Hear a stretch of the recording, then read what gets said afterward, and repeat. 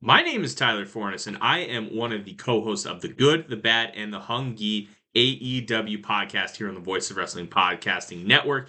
We take a broad scope approach to the world of All Elite Wrestling and the entire universe of Tony Khan. We talk about the big matches, the big stars, the promos, the storylines, and we also look at it from a big picture perspective. How are things going to change over the course of the next 10 years with AEW still in the picture? How are companies like WWE going to adapt and adjust to AEW? Are they going to be a similar way like they did with WCW in the late 1990s? Will there be a counterpunch? We talk about all of that and more on The Good, the Bad, and the Hungy every week on the Voice of Wrestling Network.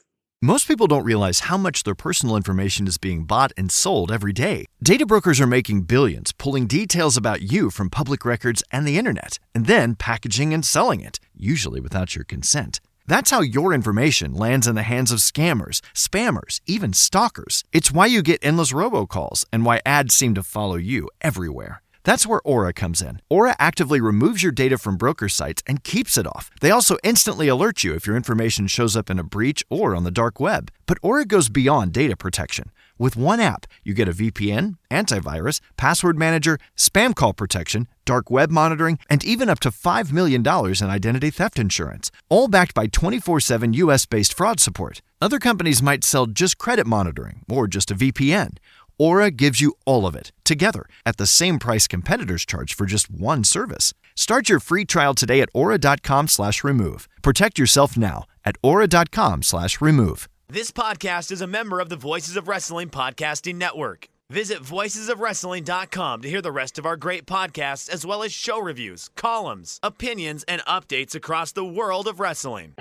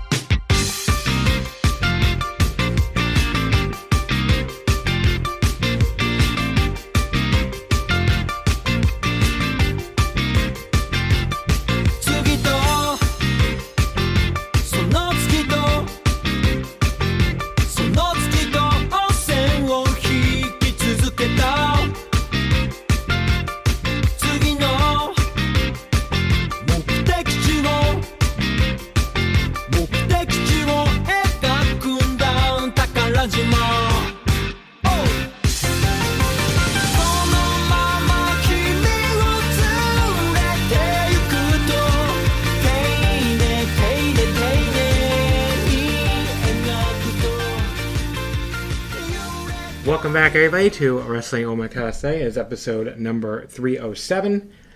So this is our annual Otakon on the road week. I am live from the...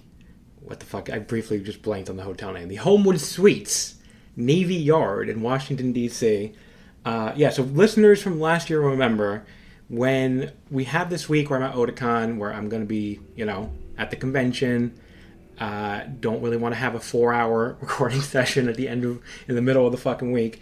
I end up just recording it in parts to keep up. I mean, the sane thing to do would just be to skip the episode entirely, but because it falls in the middle of tournament season, I can't bring myself to do that. So we just do this. This is a compromise.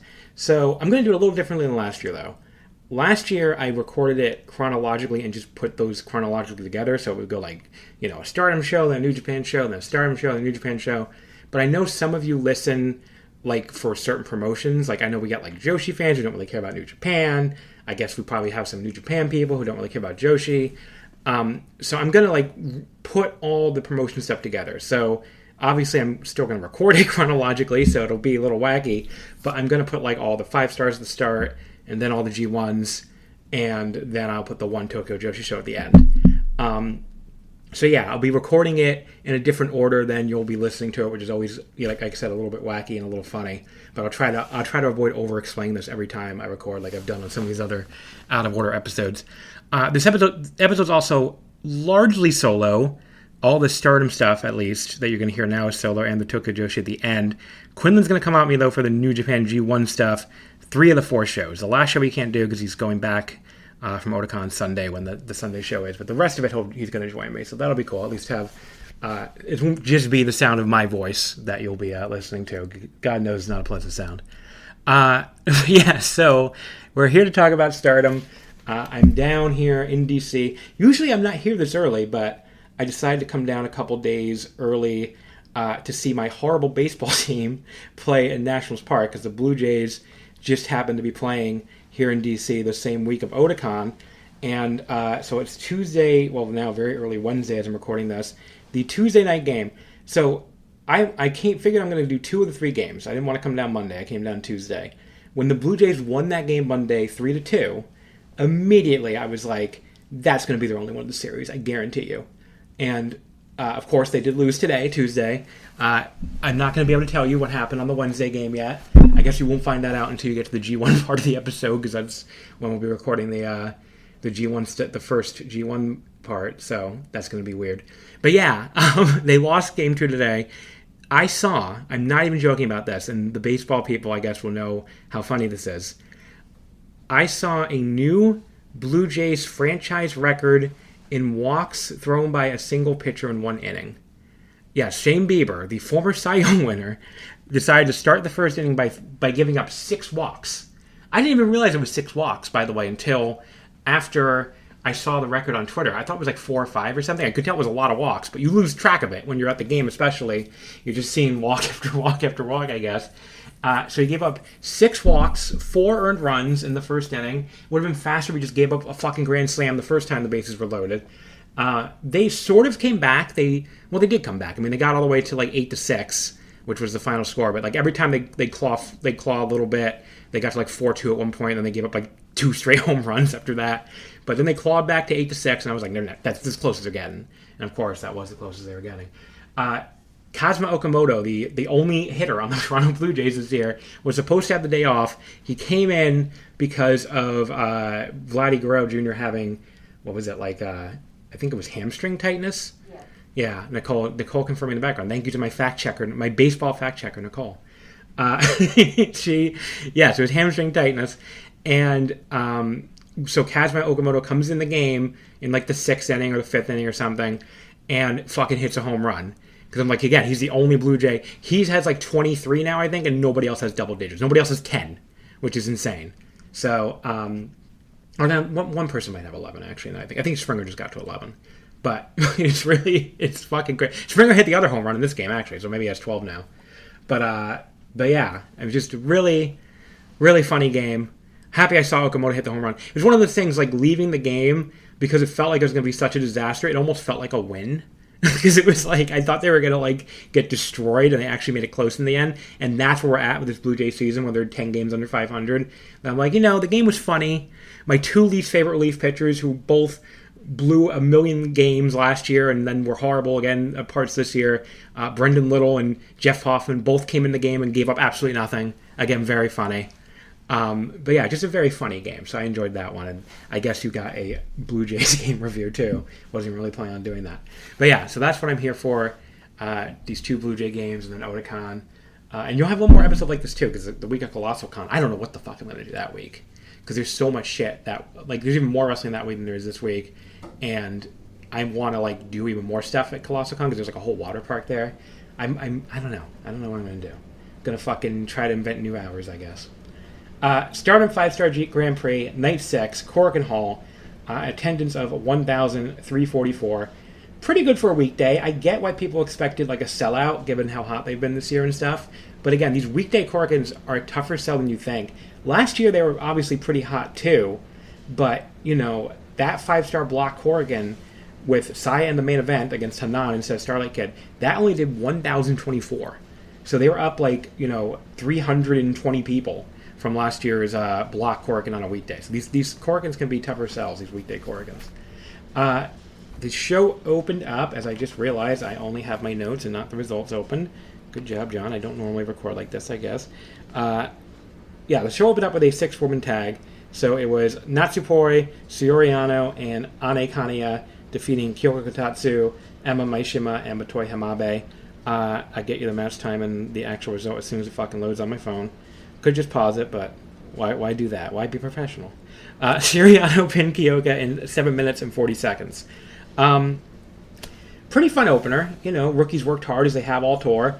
Would rather seen any of them, the 10,000th time I'm going to say this probably, than fucking Julia Hart. Especially Kyoka. It's not even a rookie. She really needed to be in this tournament. I mean, she's been improving more and more this year. And she's basically a rookie, given how little she wrestled last year. But I really would have liked to have seen her in this tournament. But no, we gotta make room for AEW. Sayuri, good opener. Three and a quarter probably. Pretty good match. Afterwards, Sayuri presented Poi with the elbow pad. She left back after the match with Shuri. And the two of them made an agreement, very moving agreement. First it was moving, that was funny actually. But they made an agreement to face each other in a final singles match. That's what they said anyway, final singles, at Ryugoku on the final night of the 5-star.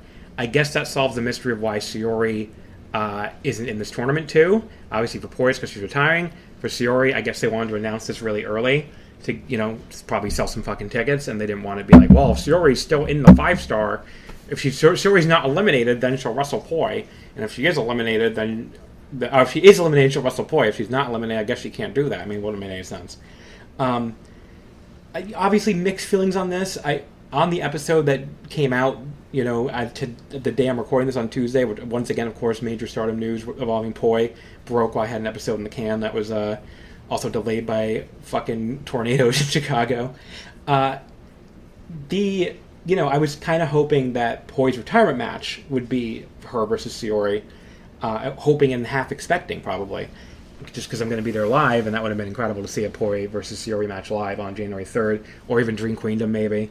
But you can't get everything you want in life, right? And I'm still really happy that I'm going to see... I mean, I always knew they were going to do the match again. I mean, it seemed pretty obvious. But I'm very happy they're going to do the match again. That incredible fucking 5-minute draw they did last year at their 10th anniversary show, you knew that they had something like this in mind, one more time.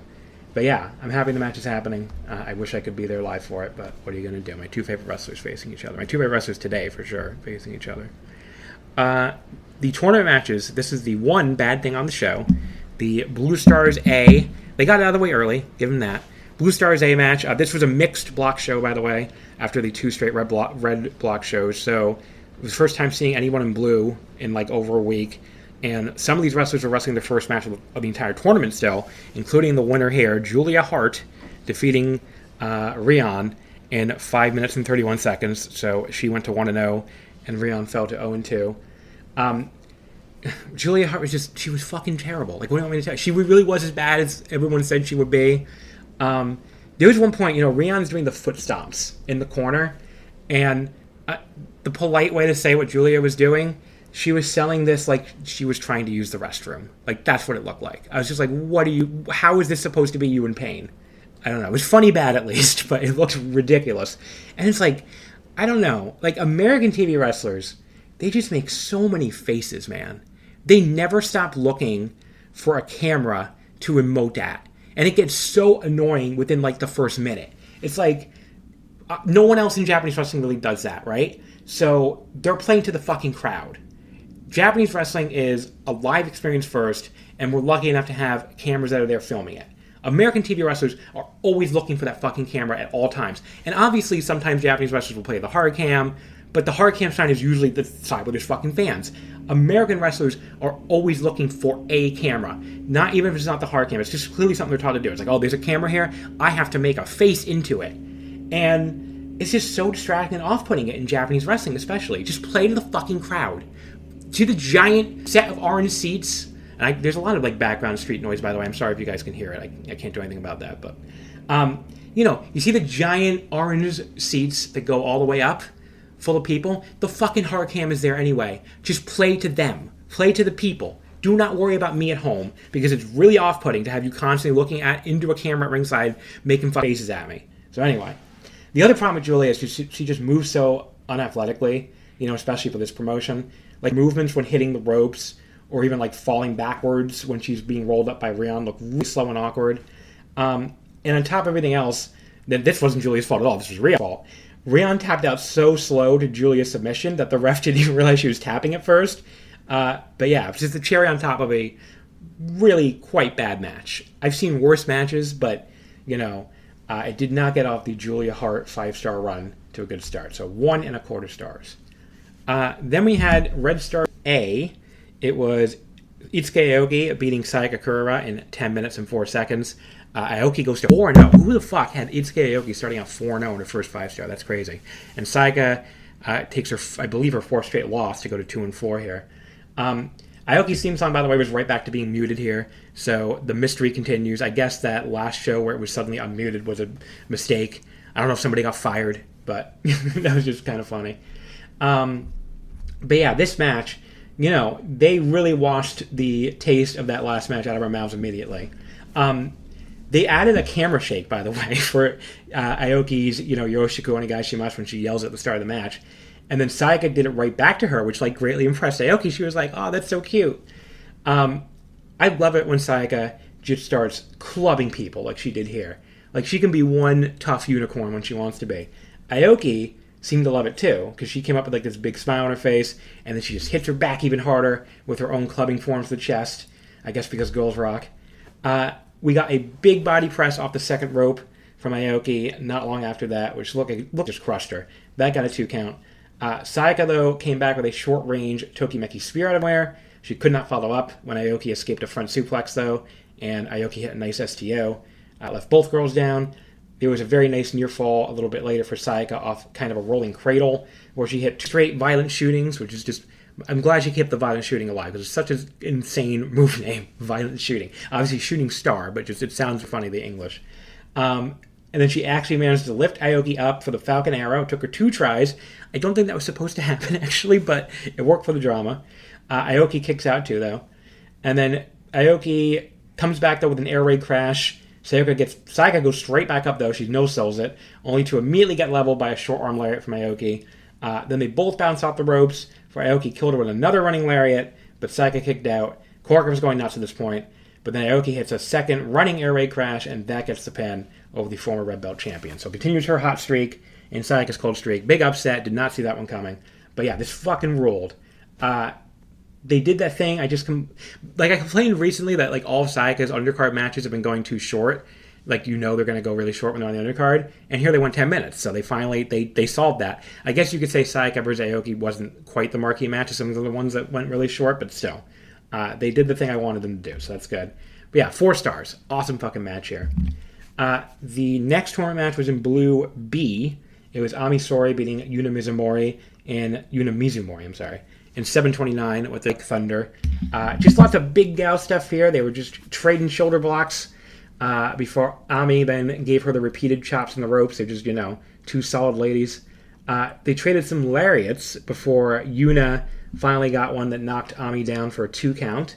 Ami, she had this, again, this is one of those ones where it's kind of a botch, I guess, but it sort of looked even better. She sort of couldn't quite hold Unimon up for the Black Hole Slam, but she kind of dropped her faster that way. It didn't look like a botch at all, even though I'm pretty sure it was. So it kind of made the move look even cooler.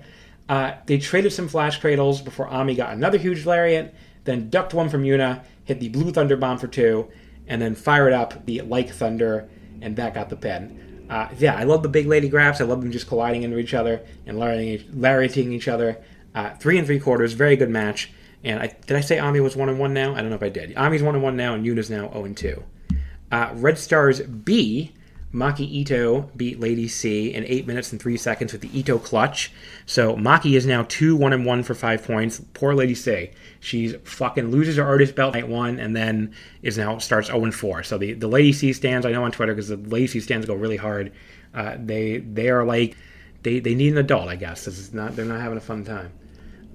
So Lady, she cuts off the Sekai Kawaii no wa by just carrying her into the center of the ring for the giant swing. That was so funny, as was her look of confused outrage when the crowd booed her for it. When she's like, "I thought you liked my giant swing." She looked kind of hurt, actually.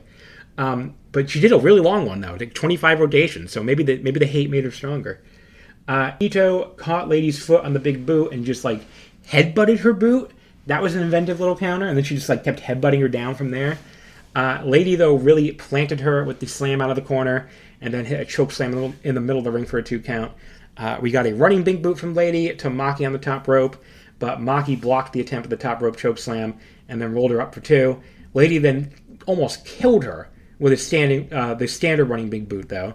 Maki avoided the second one, though, and then just kind of took her down to the Ito clutch as her signature pin, and that got the pin. So the finish was like kind of one of those out of nowhere in a bad way finishes for me. Like, I was really into it, and I was like, I didn't really want to end already. But yeah, just this damn good match, though. Easily the best thing Maki Ito has done this tournament so far. I was glad to just see her. She came out here and wrestled a match after she did all that goofy shit with Rina Yamashita this past weekend that we buried on the last episode.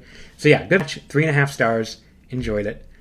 Red Stars A, Natsuko Tora beat Maika in 11-18 with the Swanton Bomb to go to 2-2, and that was Maika's first loss. She's now 3-1.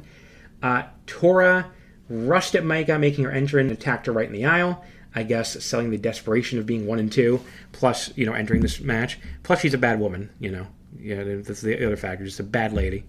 Then Maika fought back once they got back in the ring. Eventually got a sort of like, I don't know, Tora threw a chair at her, but it looked really weak. Like, I don't know, they just, she threw the chair in her face while she was on the apron, but it barely looked like it collided. That was just for the 5-minute call. Maika just shrugged it off anyway, though, so whatever. And then immediately hit a suplex out there. We then got some cork and sign action. It was this time Maika taking Tora up into the bleachers and ramming her head repeatedly into the east sign.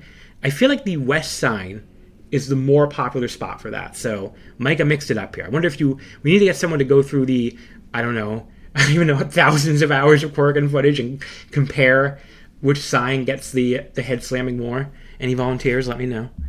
I'm pretty sure it feels like it's west. If you disagree, you can tell me in the comments. If you're sure it's east, you can tell me down in the comments. Tora used basically took the turnbuckle pad off, used the exposed corner to come back, then hit her cannonball, followed by the top rope swanton for the first time, but Maika kicked out. Maika hit a superplex straight into 2 rolling suplexes back on the mat, which that looked pretty cool. Then both girls were left down selling for a bit. When they got back up, Maika hit a running lariat, followed by this rolling running lariat, basically the grip that Oiwa does now. It looked pretty damn good. But Tora kicked out just as we got the 10-minute call. Maika hit a Michinoku driver, but Tora was out at 2.9. Tora suddenly spit the... I'm sorry, on this table, my knee. I can see a little vibration on the Audacity thing. I'm sorry. Tora suddenly... spit the mist out of nowhere. Apparently, Reno took the ref, which couldn't see that. That was off camera. But the announcers did let us know, so whatever. And then a Death Valley driver for a 2 count, followed by another swanton, and that was the pin. This was pretty good. I just think it was very deliberately paced. It seems like everybody else liked this match more than me so far from what I've seen. And the live crowd was super into it. But I don't know. It didn't click with me. Like, it just was a little slow. I didn't really love the finish either. It was another kind of out of nowhere in a bad way finish for me. It didn't have me going... Like, a lot of this show had me, marking out in my hotel room, and this one didn't. So it was pretty good, though. It's 3.25. Just not to level some of these other matches for me.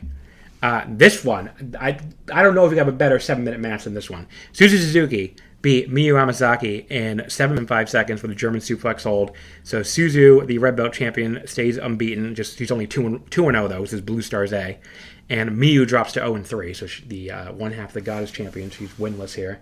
And Miyu, she did sell her desperation at being 2 entering this match. She, just like Tora in the last match, she charged Suzu and attacked her for the bell in the ring instead of the outside. Unlike Tora, though, she's a perfect angel who's never done anything wrong in her life. So, but yeah, it doesn't go very well for her, though. Suzu immediately takes her over with the hair tosses. We got some very hard forearms to the chest from Suzu. Miyu tried her best to fire back, and to her credit, she did hit a couple good ones in between some that didn't quite compare. Miyu, though, was able to come fight back with a typically great swinging DDT, but she couldn't get her signature cradle thing, and Suzu nailed her with a running knee to the face. Miyu tried with her signature Tensei DDT.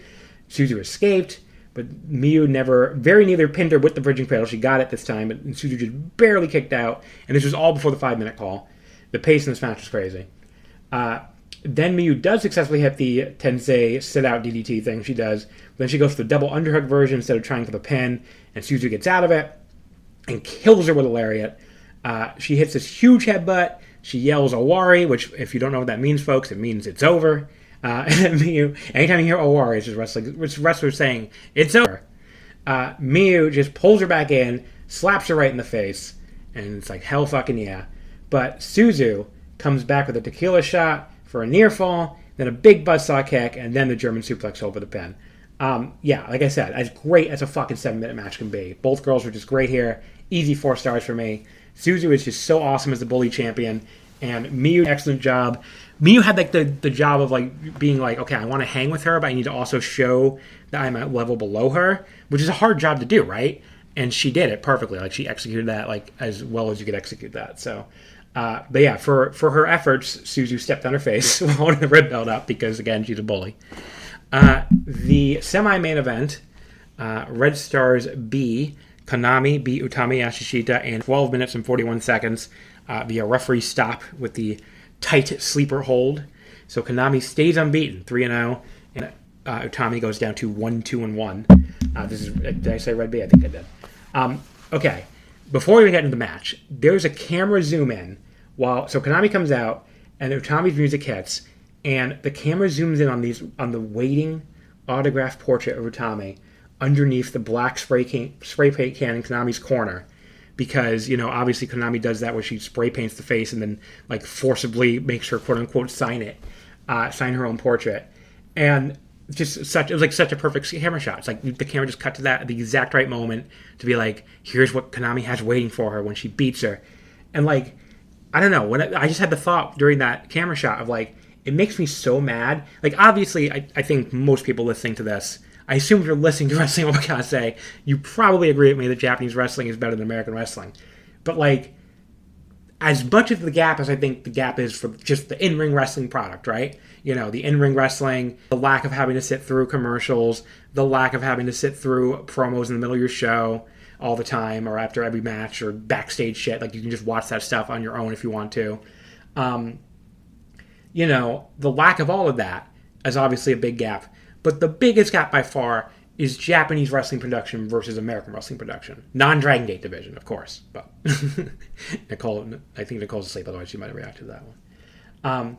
But yes, the Japanese, like, production is so much better than the American production that it actually kind of makes me mad to think about the fact that they're probably grossly underpaid compared to their American counterparts that are fucking cutting to a crowd shot every 5 seconds. And I think it's honestly one of the worst things about AEW, which I know there's many things I don't like about it, but like the fact that they really just copy WWE production. I mean, they're not as bad, obviously, but like the amount of camera shots, the amount of camera cuts, I should say, the amount of cutting to crowd reactions to show fucking dipshit fans be like, like, I don't need to see what people in the second deck are doing during the middle of the match. You see the fans naturally in the background, and that's it. You never cut. Japanese wrestling never cuts to them during the middle of the match. You see the fans at ringside.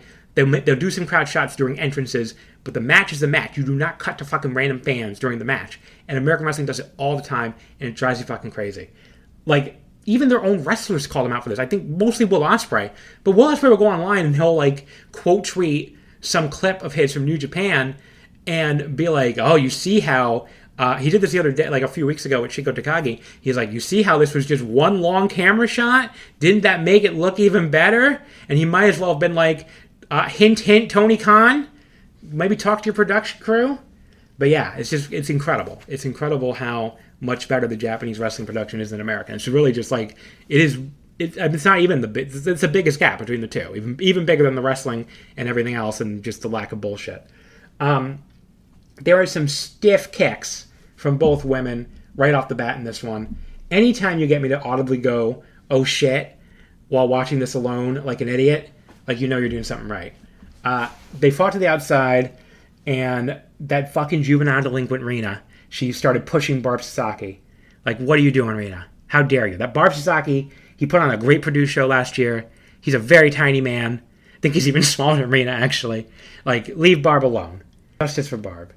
Konami hit a kick back in the ring to a kneeling Utami that sounded like a fucking gunshot. Again, the kicks were crazy in this match. And then she just stepped on her hand for fun, because why not, I guess. It's almost insane how much more motivated Utami looks in the Stardom run so far than she did for a whole lot of her Marigold run. Like, especially basically everything I saw of her outside the Mirai feud. The Mirai feud, she was doing great work for that entire feud. But other than that, like, really, like, she looked so unmotivated. Here she's selling her ass off for Konami in between, like, getting back up and doing these great hope spots. She hits this huge Argentine backbreaker as we hit the 5-minute call. And honestly, it may just be as simple as what she kind of talked about herself, that she got bored being everyone's senpai in Marigold with all these kohais, all these young wrestlers. And here she has way more people. She just views tears, and she can relax a little more and just fucking be herself instead of worrying about taking care of kindergarten. I mean, that sounds mean. That's a little mean to Marigold, I guess. But it's just I feel like that's how she felt. They traded some more big strikes. That ends with this huge layer from Utami at the end of a great exchange. They fought up to the top rope where Konami hit a hanging kick on Utami and then got her in a sleeper from there, like basically like choking her, while her legs dangled, which always looks crazy. She hit this missile drop kick to the back of her head as soon as she got off the apron back in the ring. Then a diving roundhouse kick, and Utami just barely kicked out. Konami immediately put into another sleeper and then transitioned beautifully into the triangle lancer, but Utami was able to get the rope break after a brief struggle. Konami, it's a little hard. Konami just stayed right on her, though, with a German suplex hold for a near fall. Utami ducked the buzzsaw kick and hit her own high-speed German. Looks like it folded her in half. Everything in this match just looked so great. There was not a single bit of offense in this match that didn't look like it was like killing somebody. Like, these are two fucking pros. Utami hit an air raid crash for 2 just for the 10-minute call. She got out of a brief sleeper and hit a sliding lariat for another 2 count. And then followed up with the spinning bomb out of the Argentine backbreaker position, but Konami kicked out again. Utami went for the Crusade, the spinning crucifix bomb, but Konami escaped and got her into a front necklock on the mat. Utami stood up out of that and reversed it into a front suplex position. That was a really impressive looking feat of power, but Konami got out of that, got her back in the sleeper from behind, which she eventually took her down to the mat with. And the crowd is like fucking, they're rallying, they want Utami to get out of this, but Barb just has to stop it. She could not get out of the sleeper. That fucking ruled as a finish. It felt so real in that moment. And the bad guy just won. That's life, everybody. That's life. Bad guy just wins sometimes. This fucking ruled. This was my new match of the tournament. The second match so far, they went 4 1/4 on after Saya Kamitani, but I like this better than Saya Kamitani. Everything these two women did just looked like it hurt. Like, I really can't put this match over enough. Again, it's like now insane that we all thought, I don't know if I ever thought this. I don't know if I ever gave this take. A lot of people thought Konami was washed at one point, which looks insane now after the white belt run she had and the run she's having in this 5-star so far. And if any Marigold stands are actually watching this Utami run, they must think they had like a pod person version of her in their promotion. Like, it's crazy. But yeah, 4 1/4. The main event, Blue Stars B, the final 2 wrestlers who had not yet wrestled a match, Saya Kamitani and Starlight Kid, go to a 15-minute time limit draw, so they both start out here 0-1. SOK had this very interesting new yellow gear besides green on their mask. I couldn't decide if I liked it. I don't know. It'll just take some getting used to. I guess Saya's gear might be new too. I mean, all her gear looks the same. Like, it's all black and frilly. Maybe this had a little more red. Maybe this is the same gear she's been wearing for months. I really don't know. The two of you started running around immediately. Starlight Kid got a super close near fall, maybe a minute in, or maybe even less, with a roll up. Saya rolled to the floor.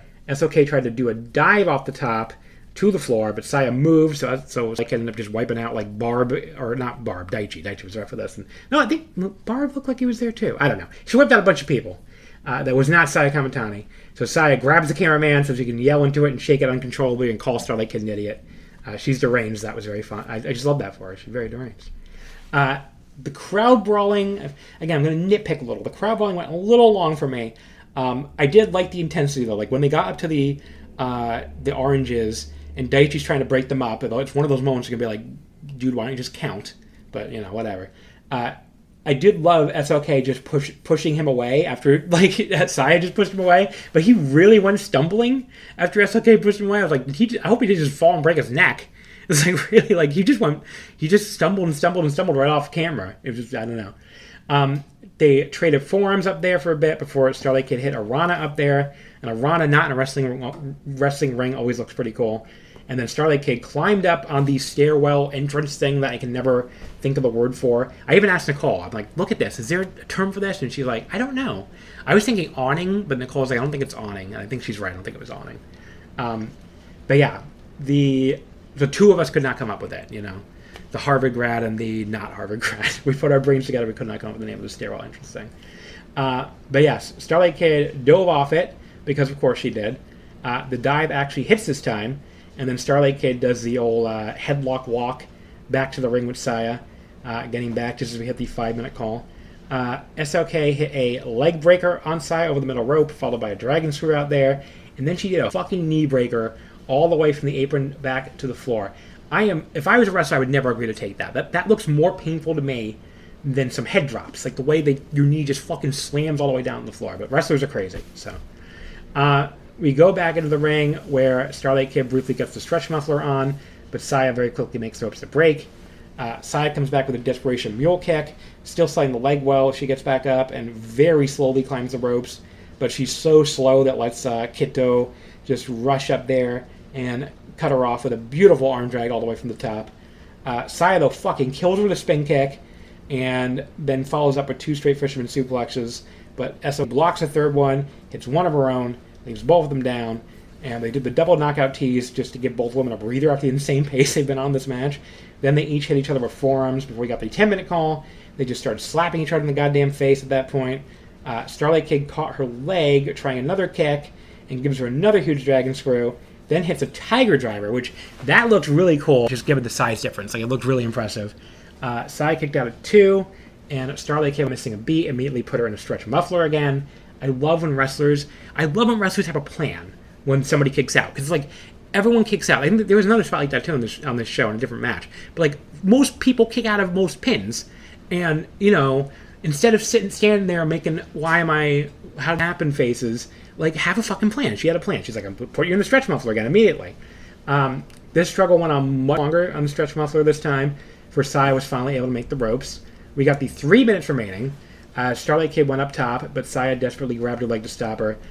Kid kicked her away, then kicked at her face, but Saya was able to leap up and sort of Rana her off of there. That was the first thing in this match that looked a little sloppy. It didn't look like she quite got all the Rana.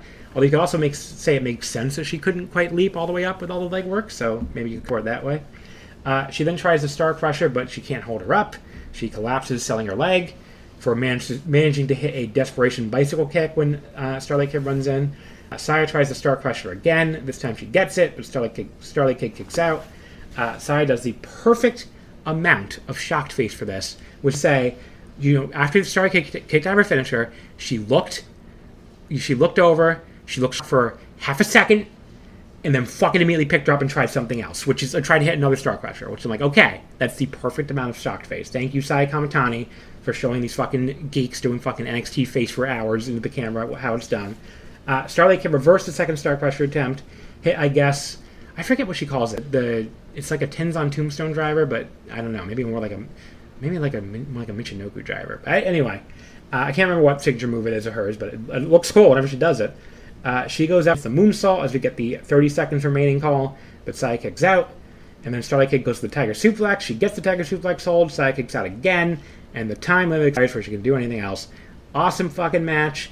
Of course, not in the level of the incredible match from February, which is still my only 5-star match of the year, and obviously my match of the year so far. But I never thought it would be with a 15-minute time limit and all. If I wanted to nitpick again, I'd say maybe Saya was a little inconsistent with the leg selling at times, although really nothing that bad, and I think people kind of pick on her stuff like that when there's way better targets, to be honest. She really did try to sell the leg the whole time. In a bit of an upset, I think I liked Konami Utami a tad better. I just really love that match. And I did like Saya Arena from night 2 a tad better too. But this was still 4 1/4, just like those two were, and still put it as my 3rd favorite match of the tournament so far. So yeah, awesome fucking show. I mean, one awesome goddamn show. Pretty much as everybody expected with this lineup at Corkin Hall. And crowd was super hot, as you'd expect and hope. So, all right, folks. So that's it for the first show of these 5-star reviews. But I will be back in a moment with the second of the third from the August 1st show. So see you in a sec. All right, folks. Back here to discuss the night 7 of the 5-star Grand Prix from Stardom. I have to be a little quieter on this one because it's currently 2:15 a.m. as I'm trying to record on this. Also going to try to go a little quicker since it's so late, but, it's the kind of shit you have to do when you're trying to record about all these shows during a convention. But yes, this show was, it was up until the last two matches, it was solid, but probably on pace to be the weakest show so far. But the last two nights were really good, or last two matches, were really good. And really put this show over the top to being a good show. It was from Sendai Pit. I don't know. Do we have the attendance? Yeah, I know it was sold out. I just can't remember what the capacity for Sendai Pit is. It's not very big, but I don't know if they have the attendance on the site. Let's say no, I don't have the attendance on the site yet, so I can't tell you. But yeah, it just ended like moments ago. Also, shout out to Taylor Okada, whoever decided to put this entire show for free on YouTube, because I think. Well, I mentioned this on the New Japan one probably, which you're going to hear later, that we recorded from here. But, I have one of these annoying hotel TVs after I moved from the Homewood Suites by the Nationals Park, which had a great TV that was, you could easily access the HDMI ports of, to the Residence Inn across the street from the Convention Center to go to Otakon. And the TV is, in this big brown casing, so you can spin it around from the living room to the bedroom part, because it's it's all kind of one room, but it's a suite or whatever, so it's pretty big, but they only have one TV, so you have to be able to spin it. But the fucking brown thing also blocks the HDMI ports. I can't plug my iPad or my computer in like I did back at the Homewood Suites.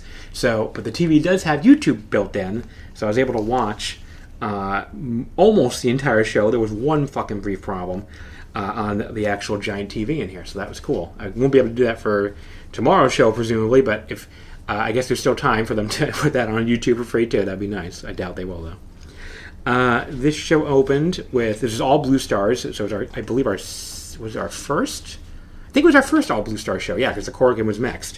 So it was our first all Blue Star show of the 5-star so far, night 7, August 1st. It opened up with Yuna Mizumori beating Kikyo Furusawa in 7:59.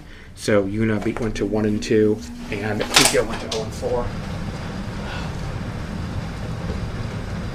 The way I dashed over to turn off that fucking fan that kicks on sometimes that made a giant fucking noise during the last year's episodes. Listeners don't hear. No, wait, they fucking heard it. Remember I had to do all that shit just to make it better, and it was still horrible? Anyway, so I turned that... Somebody did, I think, actually. Oh. I don't know. Look, they wanted their $0 back. But yeah, Yuna went to 1-2. Kikyo went to 0-4. I don't know what Quinlan's doing over there. But yes, so Kikyo was all fired up, which made sense because she was 0-3, facing another winless person. So probably felt like her best chance to win a match, and plus she could earn a shot at the very prestigious high-speed title. But she did get a very close near fall off a roll-up at one point. Almost had your first 2 points, Kikyo, but Unamon ended up killing her with a lariat for the pin. So that was that. 3 1/4, pretty good little opener here. Match number 2 was Rion beating... Who the fuck did she beat? Rion, or no, she didn't beat anybody. She lost to Miyu Amasaki in 8 minutes and 21 seconds. The Torp did not win, in fact. That was Miyu's first win of the tournament, so she's now 1-3, and Rion is now 0-3. This is Blue A, by the way. The last match was Blue B. So yeah, they started pounding each other in the chest pretty early. I'm always a fan of that, just beating each other. There was this very nice counter ace crusher from the Torp Rion when Miyu was coming off the ropes at one point. That was a very cool looking spot. That got her a 2 count. Rion also got this cool counter of Miyu going for her double underhook DDT thing she does. I think it's the Tensei. Into like a cradle. I think she basically flipped right over her into a sunset flip, I think. I might not be describing it perfectly, but it looked really cool. But Miyu came back with that awesome exploder suplex she does now, where she bends her knees really all the way down to get even more leverage on it. It looks great. And she got the pin not long after that with the Tensei, actually, in 8:21. So yeah, damn good little match here. Over-delivered on what you might expect for match 2 between Miyu and Rion. 3.5 stars. Match 3, the low light of the evening, was Julia Hart defeating Hina in 8 minutes and 4 seconds with the Heartless. Haha. She went to 2-0, and Hina went to 1-2. So Hina drop-kicked her right off the bell, beat on her against the ropes with forearms to the chest. Was hoping it would be Hina revenge time for losing the artist titles, but it was not, of course, because nothing good ever happens involving AEW. Julia took over with her very boring, almost entirely choking-based offense. The one big improvement for Julia Hart compared to the Corrigan match was there weren't 4 cameramen surrounding the ring for this because they don't have the full production at Sendai Pit like they do at Corrigan, so she couldn't constantly be staring into a camera. So that was good. She was able to actually just wrestle. So not that she wrestled well, but it was still an improvement over the Corrigan match. Hina came back with a typically great judo throw for a 2 count. And this was going okay. It was probably on pace to be 2.5 or maybe even 2 3/4 before Julia did the worst fucking moonsault of all time. She basically pulled Hina way too close into the corner and did not land on her at all. She basically did a moonsault flip and just kind of landed on her knees and barely made any contact with Hina's body, and then just sort of leaned over and covered her like she actually hit the move anyway. That looked horrible. And yeah, we got a ref bump for Julia Hina with the artist belt, then locked in her extremely not painful looking at all submission. Looks more like a hug, of course. And Hina, of course, taps because, again, nothing good ever happens when AEW is involved. 2 stars. Still an improvement on her first match. Thank you, Hina. But it was still quite bad.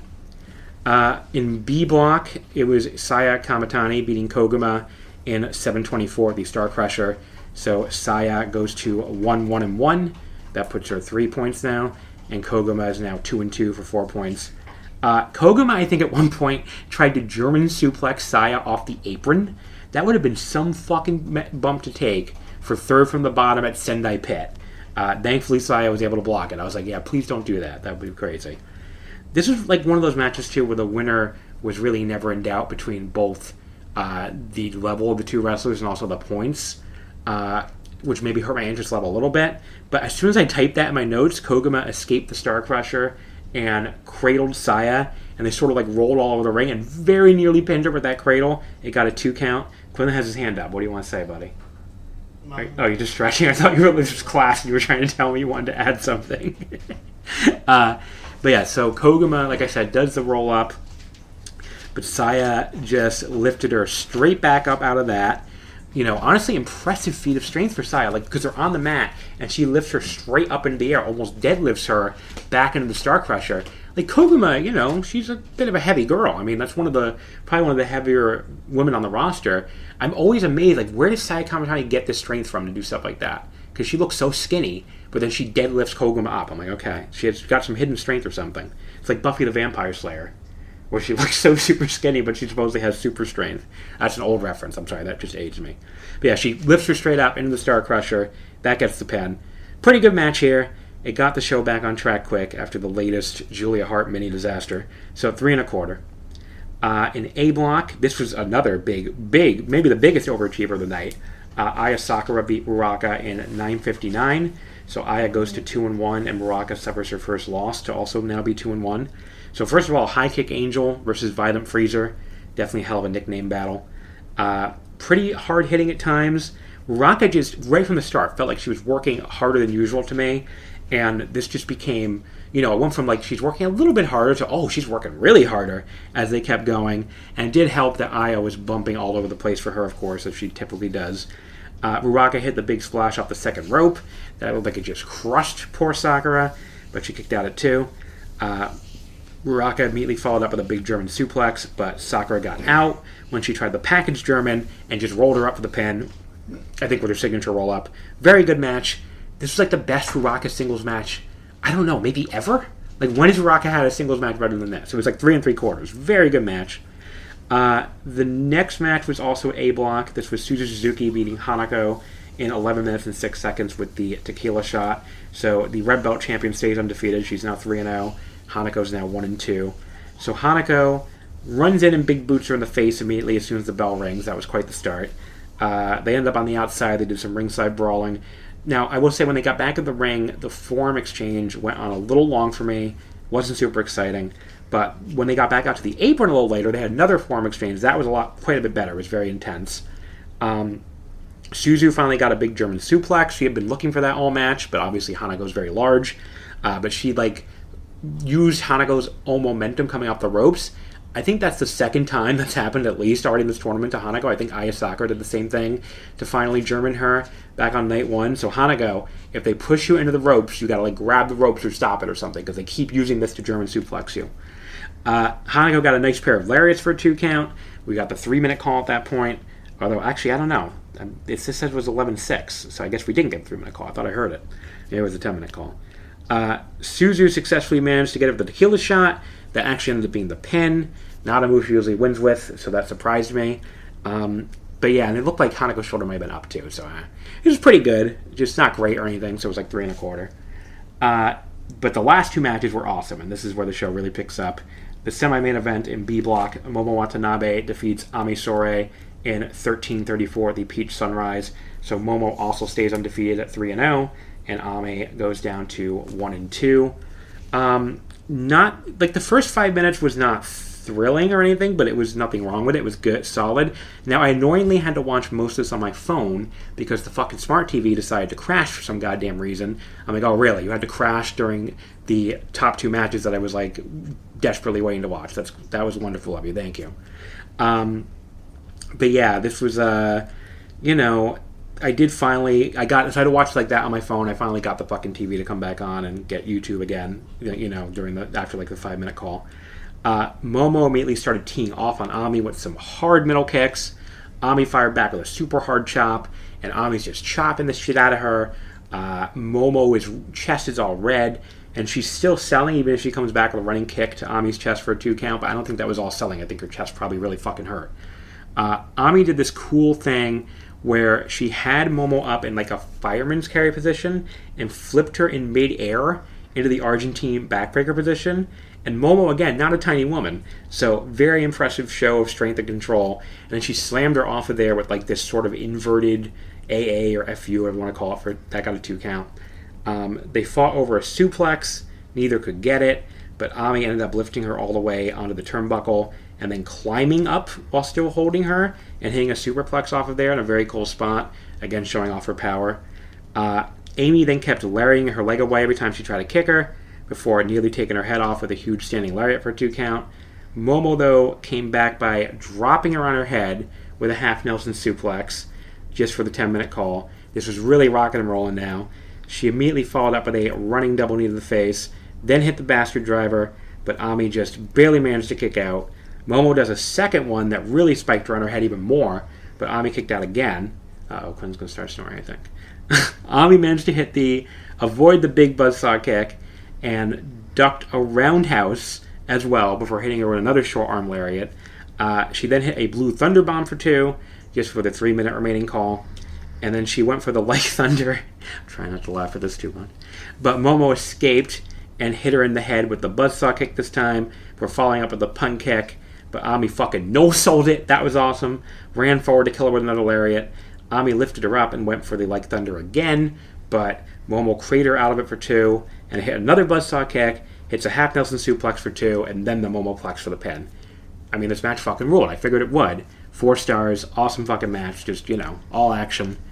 The main event, as I desperately try to finish the show, this segment of the show, was Hanan beating Starlight Kid in a time that's not yet on the website. Okay, let me try refreshing and see if they have it now. There it is, 11 minutes and 28 seconds. So Hanan is now 3-0. She stays perfect, while Starlight Kid's still looking for her first win. She's 0-1-1. I totally forgot when I was doing the Cork interview that yellow gear she came out in is actually a total retro look for Starlight Kid. It's like her first gear, I think. I saw like pics of her looking really young in yellow gear. I just totally forgot about that, so that's my bad on the first night part. I'm sure people were screaming at their phones like, John, that's an iconic Starlight Kid look. I'm sorry. Hanan had quite the height advantage on Kiddo, of course, and they locked up early, and she pushed her back to the ropes during their initial lockup pretty easily. Hanan hit a very nice dive to the outside on Kid, and then hit a nice running back elbow back in the ring for a 2 count. Starlight Kid came back with her own great forearms. Snoring again. And then the hanging DDT on the apron. I've seen people take much better bumps for that than Hanan did here, but it might be harder for her with the big height difference, to be fair. It's not like it looked off or anything. It just didn't look as good as it sometimes does when Starlight Kid does that spot. Kid went for the moonsault at the top, but Hanan cut her off there, hit this big backdrop suplex off of there. That was cool. And this match was already really good, but once Starlight Kid started the leg destruction part of the evening, it's where it went to another level. She does a grounded dragon screw straight into the stretch muffler, and Hanan was doing her typically excellent selling, just screaming and yelling like she's being tortured to death, but not in a corny way, just in a, she looks like she's in pain. She's a great seller. She also looked as red as her gear at this point, so her skin tone, so that kind of added the drama, to be honest. Just made her look like she was really suffering. She made it to the ropes after a long struggle. Hanan came back with the blockbuster suplex thing she does, but she couldn't hold the bridge on it. She went down selling her leg. Kid comes right back with the stretch muffler again. This time she's able to escape, though, or Hanan's able to escape, and then immediately La Magistrals her for a 2 count, just for the 10-minute call. And again, her leg selling here is so excellent. She's even limping a little bit as she gets back to her feet after that. But then she catches That's Okay in midair, hits this big delayed backdrop suplex hold for a near fall. Starlight Kid comes back with her Tenzan driver-esque thing, but Hanan shrugs her off and kills her with another backdrop suplex hold with a pin. So yeah, this match fucking ruled. Just, Hanan selling, just pure excellence, and this is one of the best matches of the tournament so far. 4.25 stars. Alright, folks, that's it for this show. I will be back in a second. For me, it'll be tomorrow, but for you guys, or 2 days from now, I guess, because it's technically Friday night, kind of.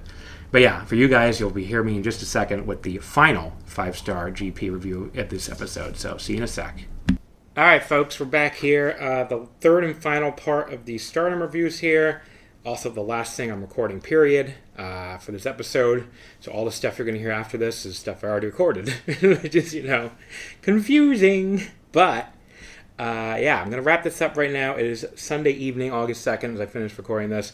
The last show to talk about here is the Stardom August 2nd show. Stardom 5-star GP, Night 8 from Utsunomiya. Crowd of 766 attendants. No vacancy. It's way up from last year's 2 individual shows.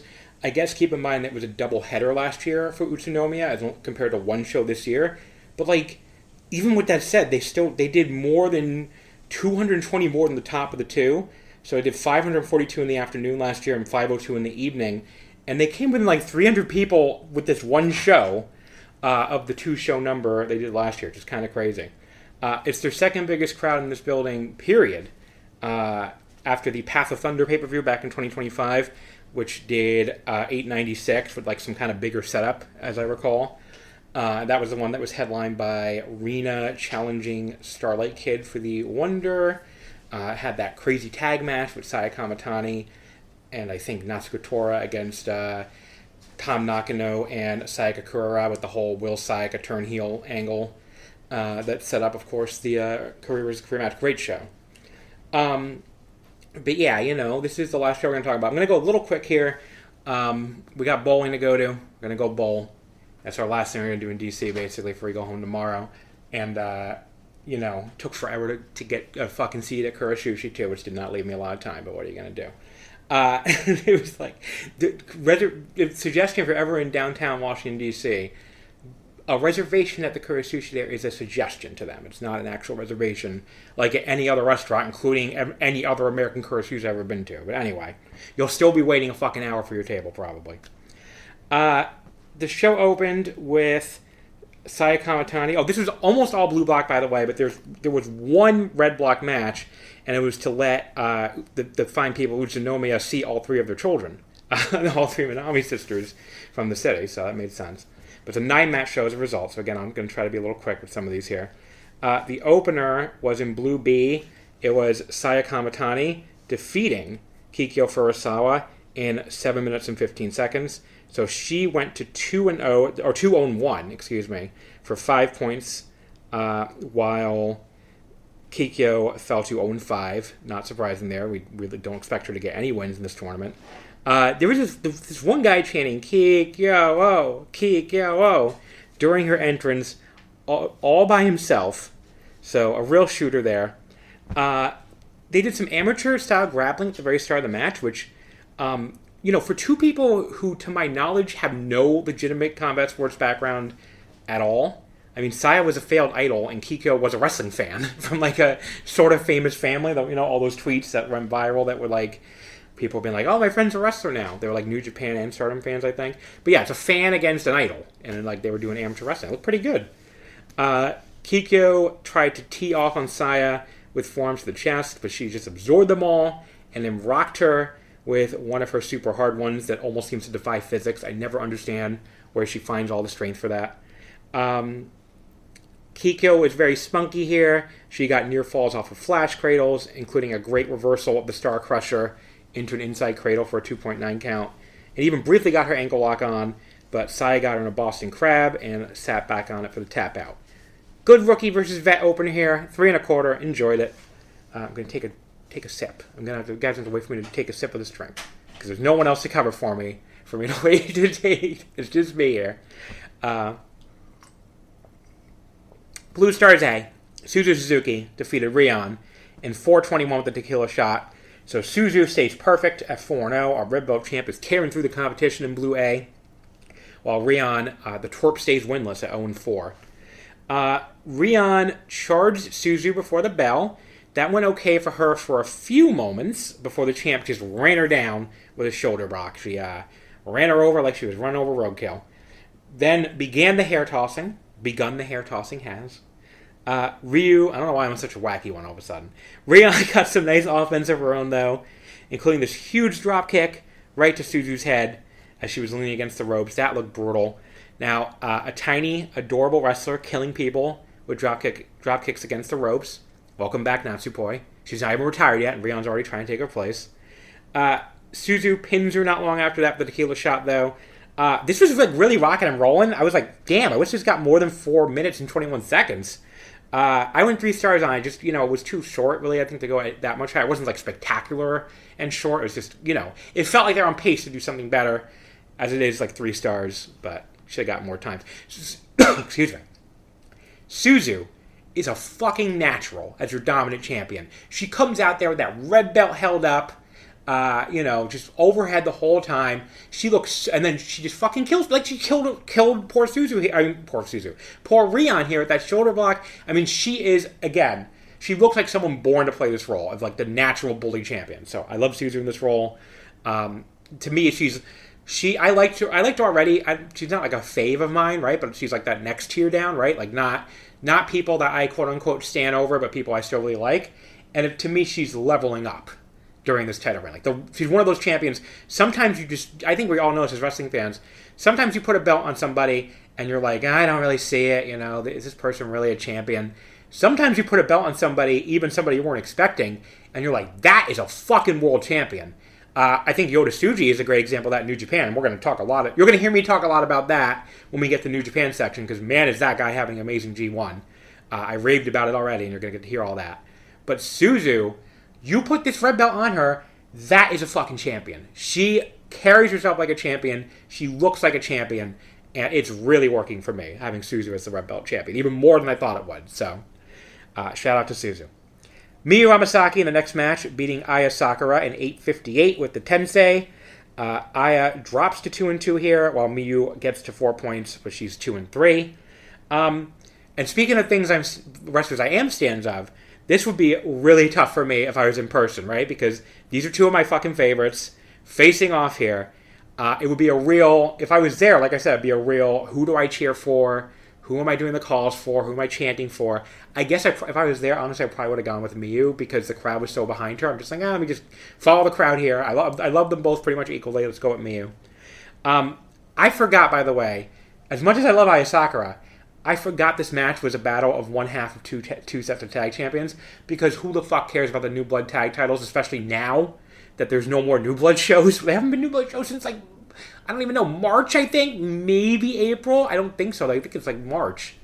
And it's like, can we have some New Blood shows and get these belts defended so we can get them off of Aya and Sakurawa? This doesn't make any sense to have these belts on them still. Aya does some of her typically good mat wrestling. She gets Miyu into a tight triangle that she has to get to the ropes to break. Miyu came back with a DDT that unfortunately mistimed a little. Aya seemed to start dropping before Miyu, but that was the only thing in this match that didn't look great, so whatever. The very next big hanging DDT they did looked much better. Sakura survived a stretch hold from Miyu on the mat. Then they went middle kicks versus forearms as we got the 5-minute call. Aya's kicks look great as always, but Miyu has really learned how to lay in her strikes versus what she was doing even like a year or so ago. Like she, again, she's learned that she can just fucking hit people, I guess. Maybe it takes some women like a little, not even just women, because as I'm going to talk about the New Japan part again, Aaron Wolf's going through the same thing right now in New Japan. Men or women, maybe it takes you a while to just learn that it's Japanese wrestling, you can just hit people. Miyu has learned it. But yeah, the Aya got a nice high kick. I guess actually the one where she kind of hits you with the back of her foot. Oh no! I'm sorry. The front of her foot to the back of your head. I think there's a word for it. Maybe it's crescent kick. I don't know. Eric Bischoff would say back leg high kick, back head or something. I mean, that's a dated reference. I'm sorry. Then after that one, Aya gets a Northern Light suplex hold for a near fall. Miyu grabs on the ropes to block a German, then gets a very nice spinning DDT she had been looking for unsuccessfully earlier. That got a 2 count. And the crowd was, like, again, really behind Miyu here. They were chanting for her a bunch of times as Aya was taking her apart with kicks. But she catches her on that last one straight, like she catches the leg and pulls her straight into that awesome bent knee exploder she does now. Love that move. I think I talked about it in the last show review too, but I'm going to put it over every time apparently because I love it. Aya no-sells it, but walks right back into a hammerlock DDT for a 2 count from Miyu. And I cannot stress enough how much I love Miyu's moveset now. And again, she does the sit-out Tensei DDT for the pin. It's so great that Miyu's just good now. One of my favorite things. A wrestler who you liked, it's one of the same thing that you see right now too, where it's like a wrestler I always liked who's now just actually good. Great, always a W when that happens for you. Really good match here. I didn't think it quite got to 4 stars. Maybe they have a few more minutes or whatever, but I had a great time with it. 3 3/4. Okay, I gotta take another big step for this one. The next match. Ruaka defeats Julia Hart in 7:35. She goes to 3-1, while Julia suffers her first loss. She goes to 2-1. I have been dreading this match. I'm sure many of you listening were too, since Julia was announced for the tournament. Ruaka, now, she honestly had not looked that bad in this tournament so far. She even surprised me with a really good match against Aya Sakura yesterday, but that's against Aya Sakura, like one of the best young wrestlers on the roster, not against Julia Hart. So asking her to produce something watchable with Julia felt like asking an awful lot out of one of the worst wrestlers, possibly the worst wrestler on the Stardom roster. Guess what? Fucking Ruaka did it! This really wasn't anything that bad. I was fucking stunned. I will say, okay, to give Julia Hart a little bit of credit again, I'm nothing but a fair person. I know, everybody was like, oh yeah, sure, John. She has gotten a little better on every show, and I don't mean her execution of moves or anything, because I think she did that fucking moonsault in this again, and at least she was supposed to land on her feet this time, so whatever, was improvement on the last one. And everything she does still looks sloppy, a little awkward, but like, she stopped with the bullshit where she's looking at every camera, looking around for the camera constantly. She's playing to the crowd more. And, when she asked the crowd if anyone spoke English when she was struggling in a hold, that was kind of funny. I'm not handing it to Isol here, but like, it's improved since, she's improved along the way. I can't remember. Did I go lower on her last rating than her first match? I think I might have actually. Let me see, because that was the one where she fucked up that moonsault really bad, right? Yeah, I went lower on her second. Oh no, I gave 2 stars. Rion I gave it 1 1/4. So I think because Rion was the Corrigan one where she was fucking staring into my soul from every camera that I couldn't stand. Yeah, so she's gotten progressively less annoying. This was not a Matt Classic. It was not a kind of great match. It was 2 3/4. But again, 1 1/4, 2 stars, 2 3/4. This match was okay. We've had positive progression from Julia Hart, and it was against Ruaka, like the wrestler I most expected a disaster with. So this was practically a miracle. So congratulations to Julia Hart and Ruaka having a pretty okay match. Next up, Blue Stars B, Yuna Mizumori beat Koguma in 7:50 with the Supergirl. So Unamon goes to 2-2, Koguma goes to 2-3. This one I can get through in half a second. it was Unimon's birthday. Happy birthday, Unimon. This match was fine. 3 stars. I mean, I have other notes, but it's like, it was a gentleman's 3 match. It did some little flash pins and stuff because they're both, they're both high-speed wrestlers. Happy birthday again, Yuna Mizumori. But I want to get to the next match because the next match was awesome. Very good, at least. Starlight Kid beat Momo Watanabe in Blue B with the Momo Latch. Or no, Starlight Kid beat her, with the Momo Latch in 10 minutes and 11 seconds. That moved Starlight Kid to 1-1-1 for 3 points, while it gave Momo her first loss. She's now 3-1. So big SLK chant right from the opening bell. Momo's not bothered by that at all, of course. She took control with her typical excellent kicks. Did some eye raking as well. So Starlight Kid finally comes back with a Rana. Then she catches Momo's leg from the apron on another kick and does her leg breaker dragon screw combo over the rope. I will say it wasn't one of the best looking ones of that combo she's ever done, but whatever. She follows up with a drop kick to the leg and is still hung over the rope as well. From the floor, though, Momo cuts Starlight Kid off with the bat to the shins when she's about to try a springboard moonsault to the floor. Then hits an enormous double knees to her off the second rope onto Starlight Kid in the apron. That looked like it just fucking crushed her. She hit another running double knees on her right back in the ring. Kid no-sold it, rolled right through into a stretch muffler. Momo was able to escape out of it before she could get it fully applied, though, and then hit this big side slam just as we got the 5-minute call. Starlight Kid cut her off going up to the top with an arm drag off the second rope, but Momo no-sells it, runs her down with a PK, but then goes down selling her leg, so that left us at a stalemate. And it just kind of went on from there. I got to go through this a little faster. I did think Momo was selling well, but a little inconsistent with the leg selling, which can happen in these Starlight Kid matches sometimes, where you want to have these spectacular closing stretches, so the other wrestler has to kind of go off and on. I mean, when she sold it, it was really good, but it was a little inconsistent. I like the finish a lot, where Momo almost took her head off with another buzzsaw kick. Starlight Kid no-sold it, pushed her into the ropes, and rounded her straight into the Momo Latch for the pin. Really good finish, really good match, 3 3/4. The points off to me for Momo, again, being a little inconsistent with her leg selling at times.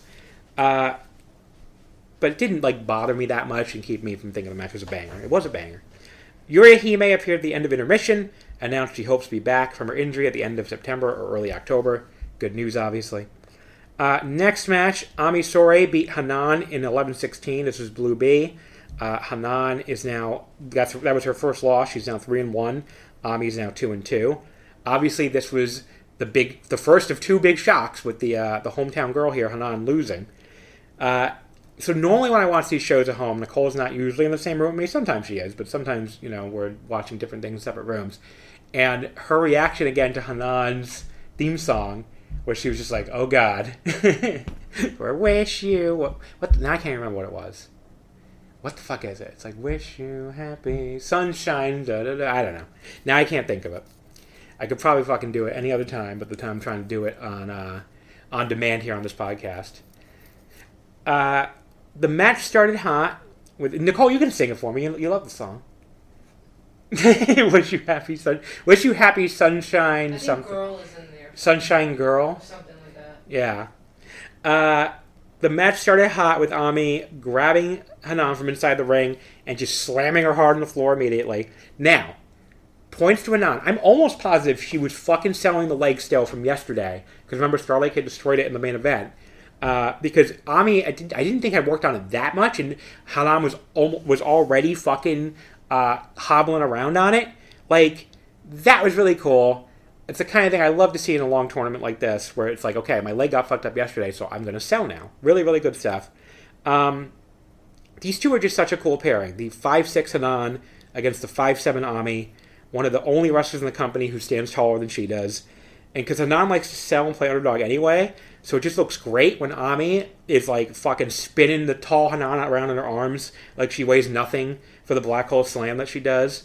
So yeah, they're a really cool pairing.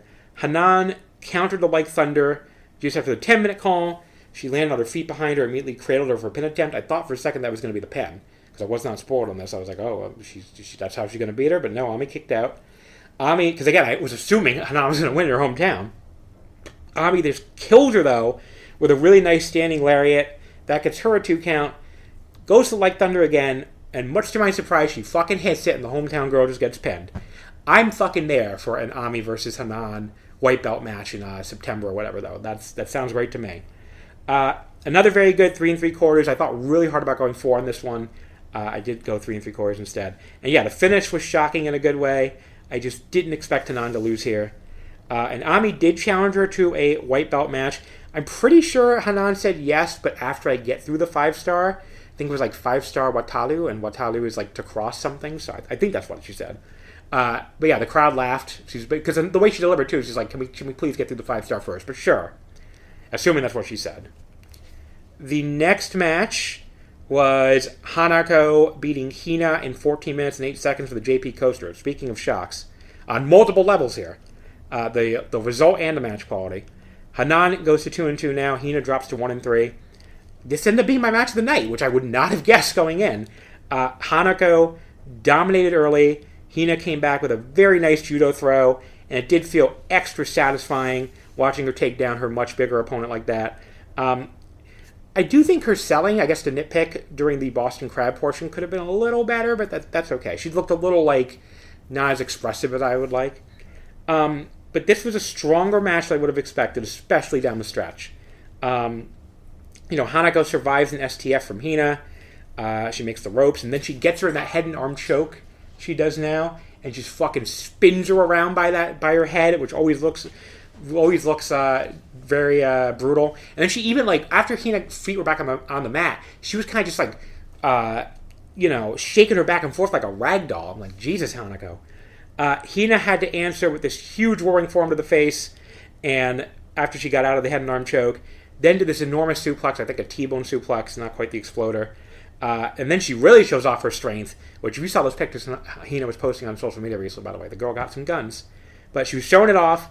She hit that fisherman jackhammer on her much larger opponent, but Hanako just barely kicked out. Hina tried to follow up with the mad splash from the top. Hanako got her knees up. She ran her down with a lariat, just as we got the 2-minute remaining call in the match. She went for a powerbomb. Hina's trying to punch her way out, but Hanako just fucking drops her anyway. It looks like he killed her on it. Hina's fucking head bounced. That must have been painful as hell, to be honest. Hina kicks out the pin attempt. Hanako goes for JP Coaster. Hina slips down and gets the Gato clutch, which again I thought was going to be the fucking pin, but Hanako kicked out at 2.99. Unfortunately for Hina, she runs right into Hanako's arms, and Hanako does that cool spot she did the other day where she lifts her up into a fisherman's carry and actually shifts her into the Argentine backbreaker position, easy for me to say, while she's up on her shoulders, and then hits the JP Coaster and gets the fucking pin. I was like, oh my god, okay, the Minami sisters here are 0-2 now. So yeah, that's... By the way, Minami's not their last name. People, I'm not being shoot trash here, revealing their last name.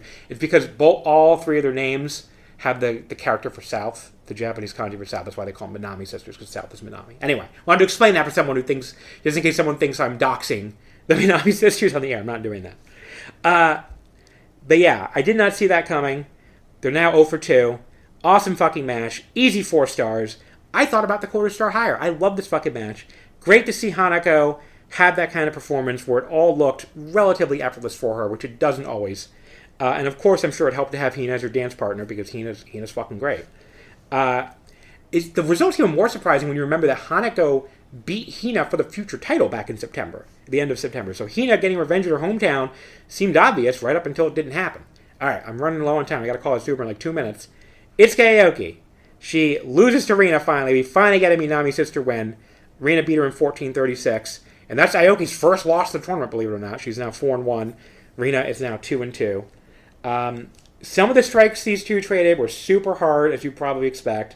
Rina at one point just cracks her in the jaw after kicking her arm away. But Aoki gets up smiling, calmly grabs her by the wrist, and cracks her 2 in the chest right back. Rina ducked the third one and took her down to the mat into a submission. Nice little spot, very smooth transition. Unfortunately, again, to fast forward a lot, the finish was kind of botched because Rina's supposed to hit her with this whip behind Daichi's back. Daichi was looking right at her, turned around and did the hokey pokey and still ended up looking right at her when Rina did the fucking whip shot. So that wasn't great.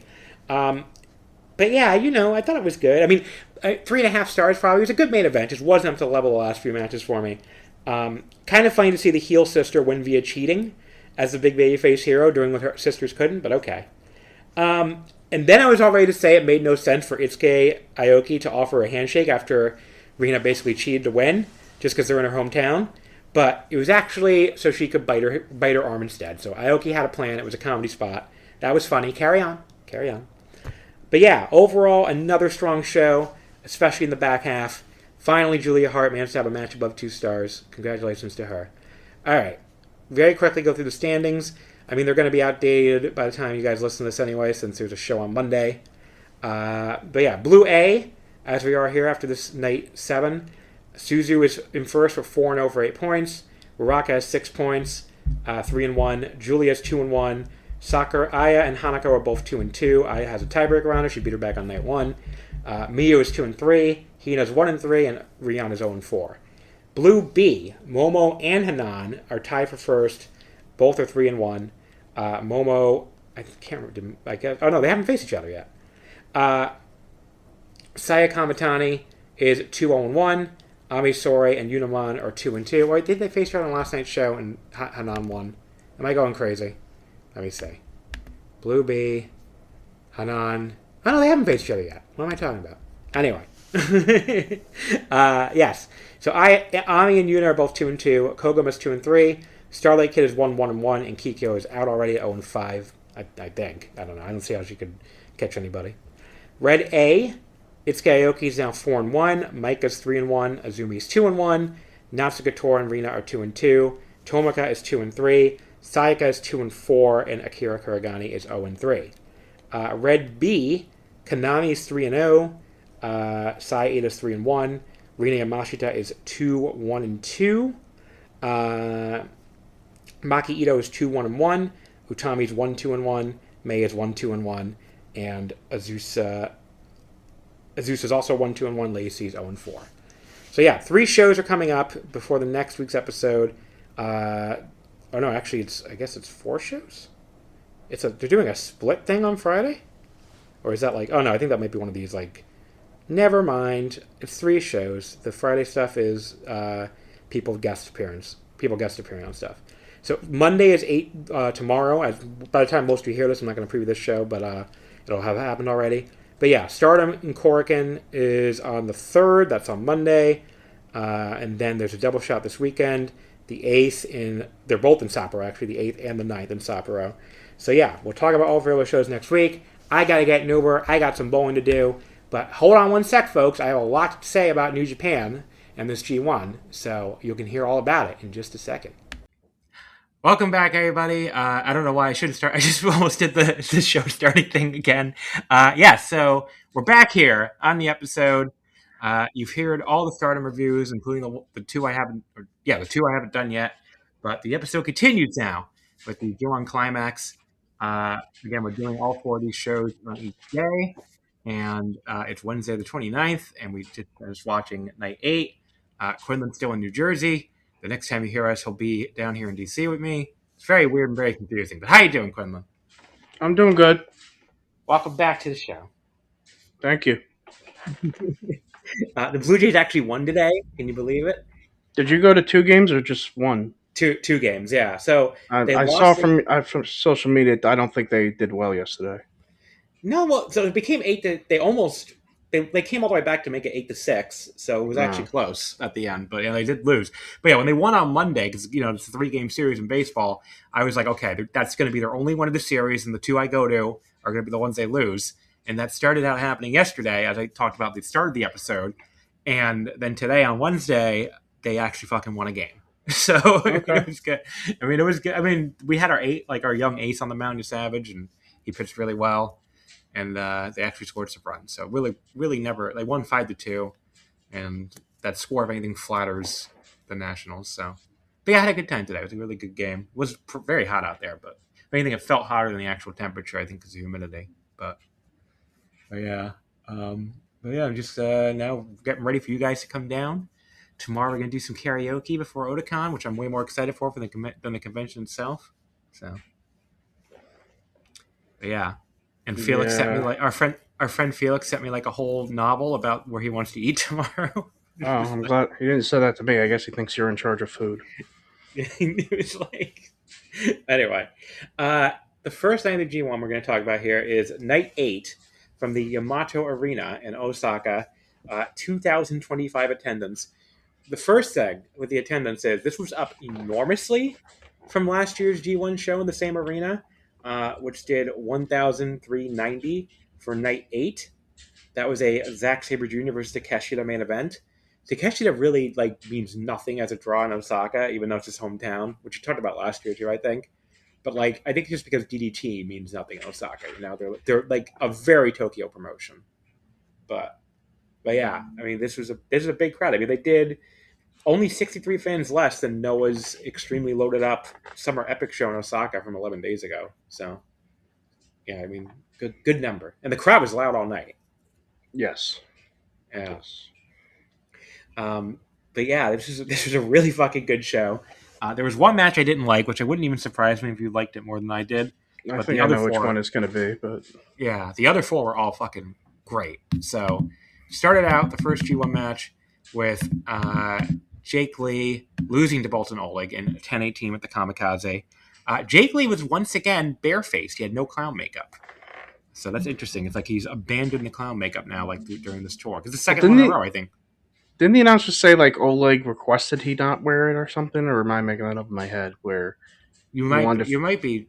I thought they mentioned something. Well, no. It was Takeshita. It was Takeshita. Oh, Takeshita, right? Yeah. Right. But then he still didn't wear it here, which surprised me. Maybe you're right. Maybe he's done with it. They started just by running into each other repeatedly because they're two big dudes, and Bolton eventually won that battle and hit a running splash for a 2 count. It was a touch boring for a little bit, but then once Jake started throwing his knees to the gut and Bolton answered back with this huge belly-to-belly suplex, it started picking back up. And yeah, down the stretch especially, the crowd was going crazy. Jake was working on Bolton's previously injured arm. Then Bolton fired up and back up and started beating his ass. But Jake briefly cut him off with this really nice roundhouse kick that he started bringing back in his arsenal from his Noah or All Japan days. But then he got hit with a lariat. So with the good arm, not the army, but the bolt that Jake had been working on. Jake managed to Rana his way, hit a Hurricane Rana out of a powerbomb from Bolton. And just seeing a dude that big do a Rana was legitimately impressive, I thought. I mean, yes. I don't know. You ever seen how he's 192 centimeters? That's what isn't it 6'3" or something, right? All right, folks. We had some technical difficulties there, but we're back now.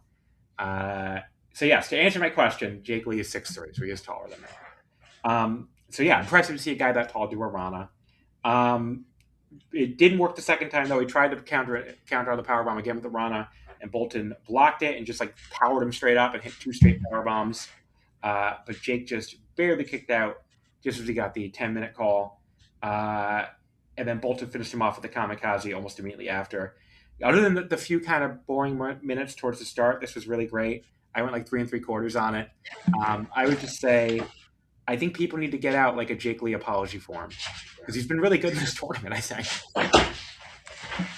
Yes, I agree. I was thinking the exact same thing, actually, as I was watching this match. I mean, he was really good. I really like where he... I think he's just very entertaining. How he was sitting down for the match because he thought there was no point in doing the match because there's no way he can win. Was the story that he was saying, I believe. And he didn't even think it was worth it. But he kept. But he showed up for the fans. I think Walker Stewart said is what Jake Lee was claiming. Yeah. And then he just, I guess, thought at the beginning just take him outside and work his arm on the post, thinking the only way he can win is keep him out of the ring for a while. And then, but yeah, the match was pretty entertaining. Jake Lee is better than people say. I don't know why. I think he's been a interesting piece to this G1 this year. Well, so people already didn't like him, and then he, I didn't think that match was that bad, but he did kind of lay an egg, I guess, against Suji in his big spot in February. So it takes time, I guess, to win people back over, but I thought he was great here. So, the next match, Ryuhei Oiwa beat Sonata in 11:48 with the big lock. This fucking match, I might be the highest person in the world in this match. I thought this match was fucking incredible. Just the stuff they did here. it was obviously all very simple, but like everything they did looked really, really good, and it had the exact fucking finish. Yeah, it has like a 6.6 on Cage Match. Jesus Christ, people, uncultured Philistines. For this Uh, match? yeah, so I only think like it's like a 3.25 star match. I'm like, okay. Um, so some of the fans they started chanting for Sonata right at the bell. The Oiwa fans came back their own Why is he heel? Ryohei chant. Yeah, I don't know why he's a heel. Uh, Drilla came on commentary just for this match. Before this match, I mean, he came on for the rest of the show, and he starts talking about, "Oh, it's my friend Sonata here," like sarcastically. But then he starts talking about his theory about how Sonata they actually lobotomized him when they fixed his arm because he's not going for the guitar or anything anymore. So I thought that was really funny. But I like Sonata, like just, okay. So Oiwa just controls him with the headlock, right? That's how this match starts. Sonata's like repeatedly trying to roll him over into pinfall attempts. That was like some good old fashioned wrestling, Like that's the kind of sequence you would see if you put on like any wrestling show in America or Japan, like the early '90s or something, right? And so that stuff looked really cool. It's like it reminded me of like an old WCW match or something. And then Sonata starts working over his leg with some good looking offense. In particular, he's doing these basement level drop kicks that are really good. They end up out on the floor. Oiwa goes back to the headlock out there and then gives him a really nasty looking DDT, but he's still flexing the leg to make sure he sells it too. But Sonata just comes back by like calmly dropping his knee on the railing. They go back in the ring. Sonata hits a dragon screw over the middle rope, but Oiwa was able to grab his neck into a cravat when he tries to get him into the figure four, and it just goes right back from the cravat to the side headlock. So really, really good transition. Sonata, though, was able to reverse the headlock into a knee breaker and then immediately hit another dragon screw. At this point, just like everything in this match, it's all simple, but it all looks so good. Like all the offense is executed perfectly, and they're both selling it really, really well. So Oiwa is now down to one knee because again the knee's been worked over, just like Sonata's mentor and his fucking hero KG Bido used to do. Now Sonata can hit the Shining Wizard, but so he does. He hits with the Shining Wizard. He goes to the deadfall, but Oiwa escapes it and goes right back to the headlock. He tries for the grip spinning lariat, but this is one of those things that I think if people were not watching closely, they probably completely missed. He actually rotated way more slowly than usual. I don't know if you noticed that. Like he did the rotation on the spinning lariat way more slowly than he usually does because he was selling the leg injury. And great subtle selling. That lets Sonata avoid it. But then Oiwa gets him right back in the side headlock. He spins right back into the cravat from there. Sonata keeps trying to spin out of the cravat, but is really struggling to do it. And even the moment he finally does, Oiwa just like calmly reapplies it. So that was really good. Sonata finally gets out. Oiwa just calmly backs out to avoid the moonsault into the skull end. The only thing they sort of messed up, which I didn't think was intentional or like any sign thing, was like the Chaos Theory German by Oiwa. Like it looked like, I guess it wasn't supposed to be hit anyway, but like it just looked kind of awkward. But that was like the only thing in the match didn't look absolutely great, and they just moved right out from that into more great wrestling. Sonata at the end of this exchange tries for the O'Connor roll. Oiwa avoids it by putting him right back in the side headlock. Sonata backdrop suplexes him seemingly out of it, but Oiwa just keeps the headlock on anyway, and the crowd actually starts chanting for Sonata again before the Oiwa fans answer with their own chant again. And then I swear to God, I had the exact thought that the perfect finish for this match would be Sonata tapping out to the side headlock. That's what everything is built for, but nobody taps out to a side headlock in 2026. And then Sonata fucking tapped! He actually tapped out to the side headlock. I popped so fucking huge for that because, again, I was hoping that's what they would do. I love this fucking match. Again, so simple. Everything except that one little spot looked completely perfect. It was a throwback of a match in the best way, which is like kind of Ryo Oiwa's entire mission statement. And this was it all coming together. And Sonata was great too. He's been so great this tournament. I was 4.25 on this. I'm totally fine being the high person on this. I thought this match was incredible. Yeah, I thought this match was really good. I think Sonata's been really good too. Better than people, and including myself, thought he would be in this tournament. He just looks like he looks comfortable again. Yeah, he does. And I don't know why he's in House of Torture. Yeah, I feel like they must be. I keep forgetting he is because he doesn't do any of the. They never come to the ring with him. He doesn't do any cheating shit. He does a teensy bit. Remember, like he low blows. Oh yeah, but he didn't do anything in this match. I don't think he didn't do anything in this match. No, nothing. I mean, you barely. He doesn't like have literally his entire group come in and like interfere in the match and shit like that. Like, well, a lot of so last year, I don't know if you remember, even when he was doing the guitars and shit, a lot of the matches he was not having anyone interfere. Yeah, he was like cheating on his own, which I thought was interesting. I think he just doesn't like it. Probably is my bet. Is my guess, but yeah, I feel like they have to be building to him leaving the house at this point, right? What? I said they have to be building to him leaving the house at this point. Yeah, I think so. Yeah, I don't know what else they'd be building toward. But yeah, really, really great match. And yeah, so now, I mean, I was just telling Nicole about this before.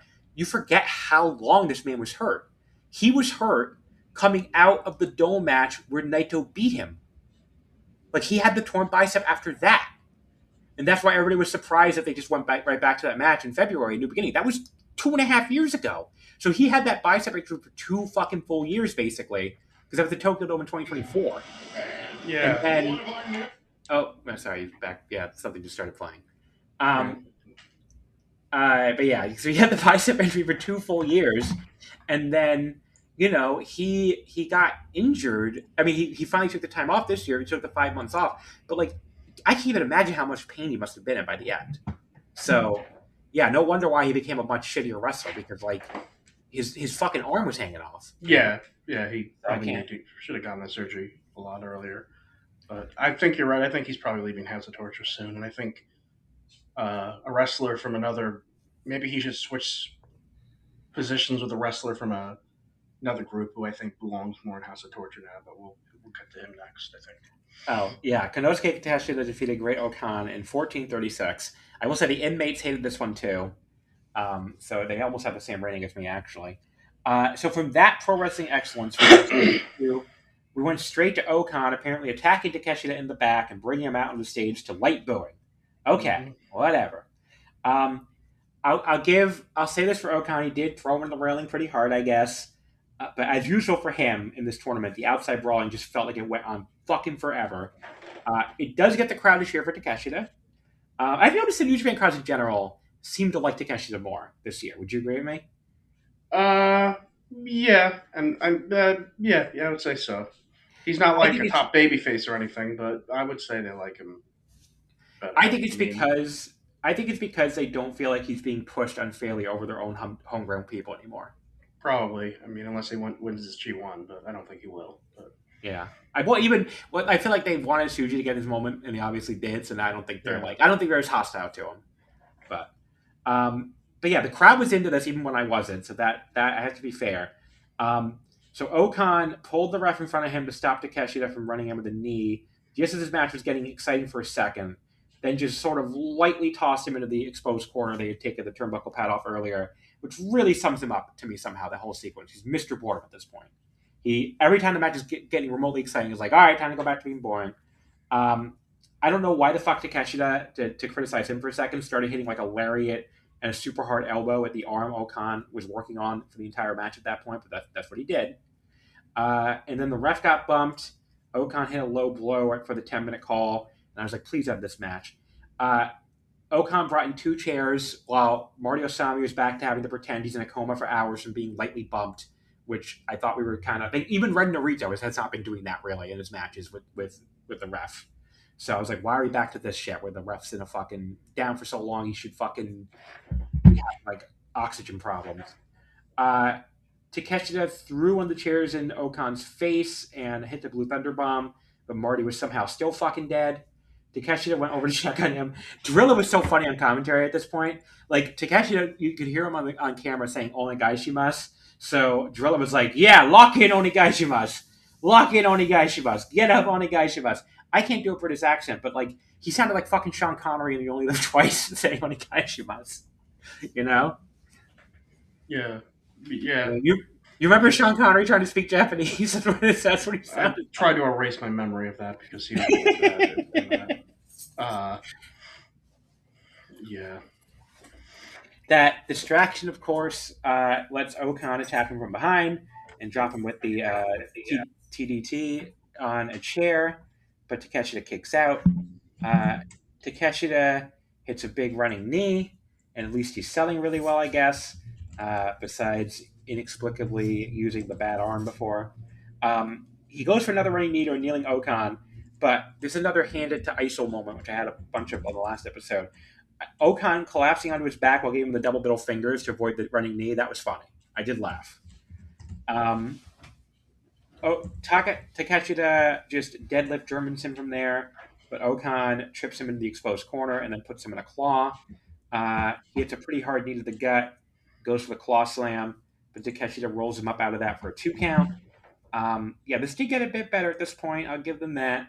And Okan goes to throw Takeshita Marty again and low blow him, but Takeshita is smart enough to block it this time, and he knees him in the head and gives him the Raging Fire for the pin. So it ended okay. It ended pretty strong. And again, to be fair, the crowd was in it the whole way, but I fucking hated like 80% of this match until it finally got kind of good.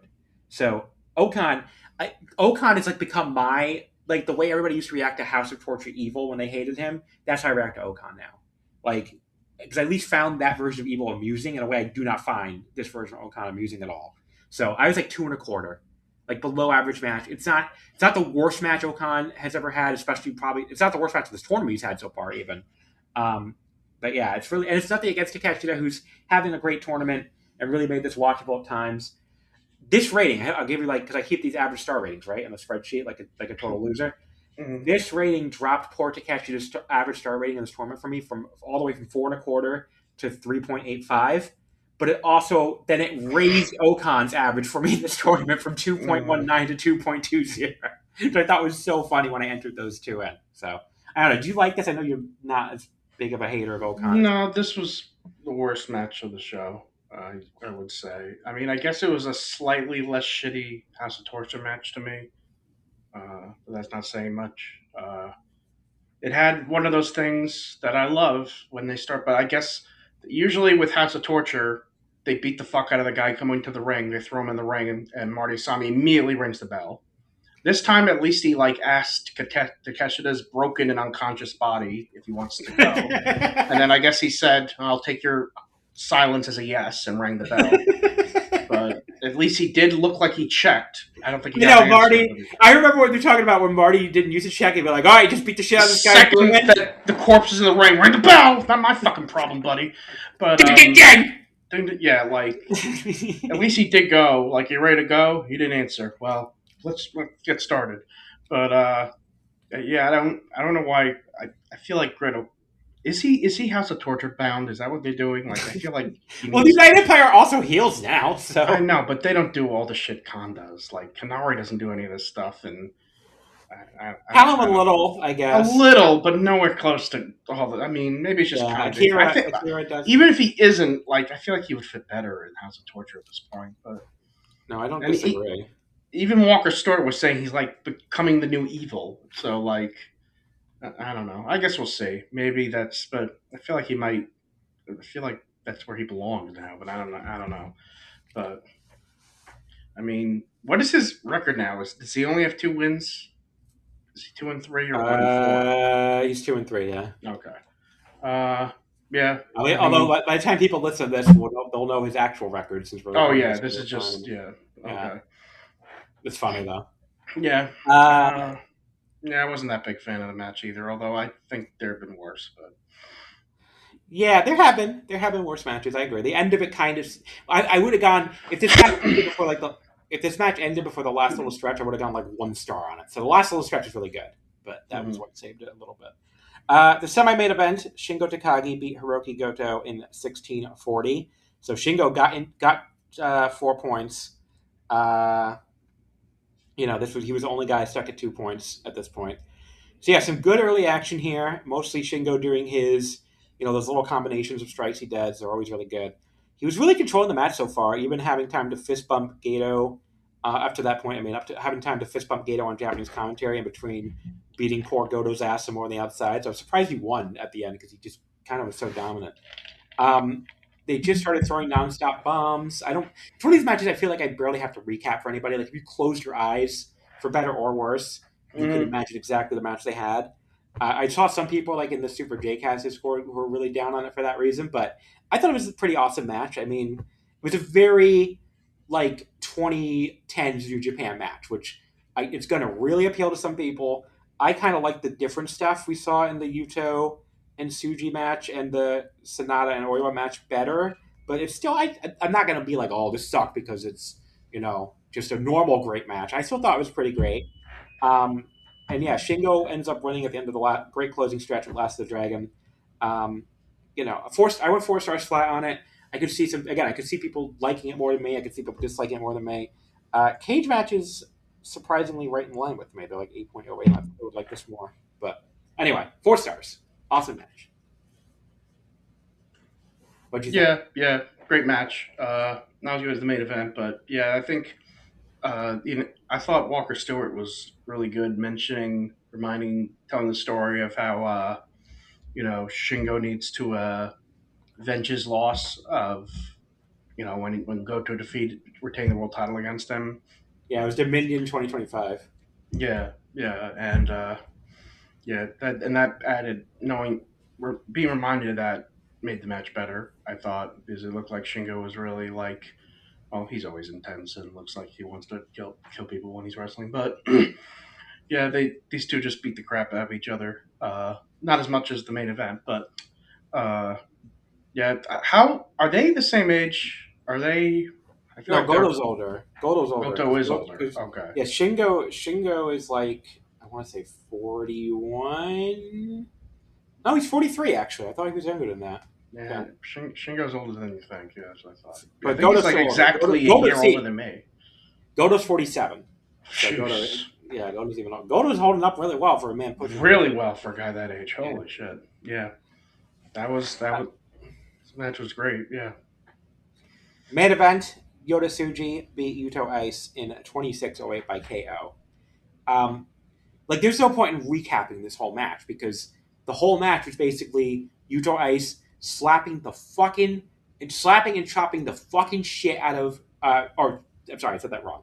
Yota Tsuji slapping and chopping the fucking shit out of Yuto Ice's chest. And, it became this thing where Yuto had basically egged him on. Apparently, I don't think you watched the tags either, right?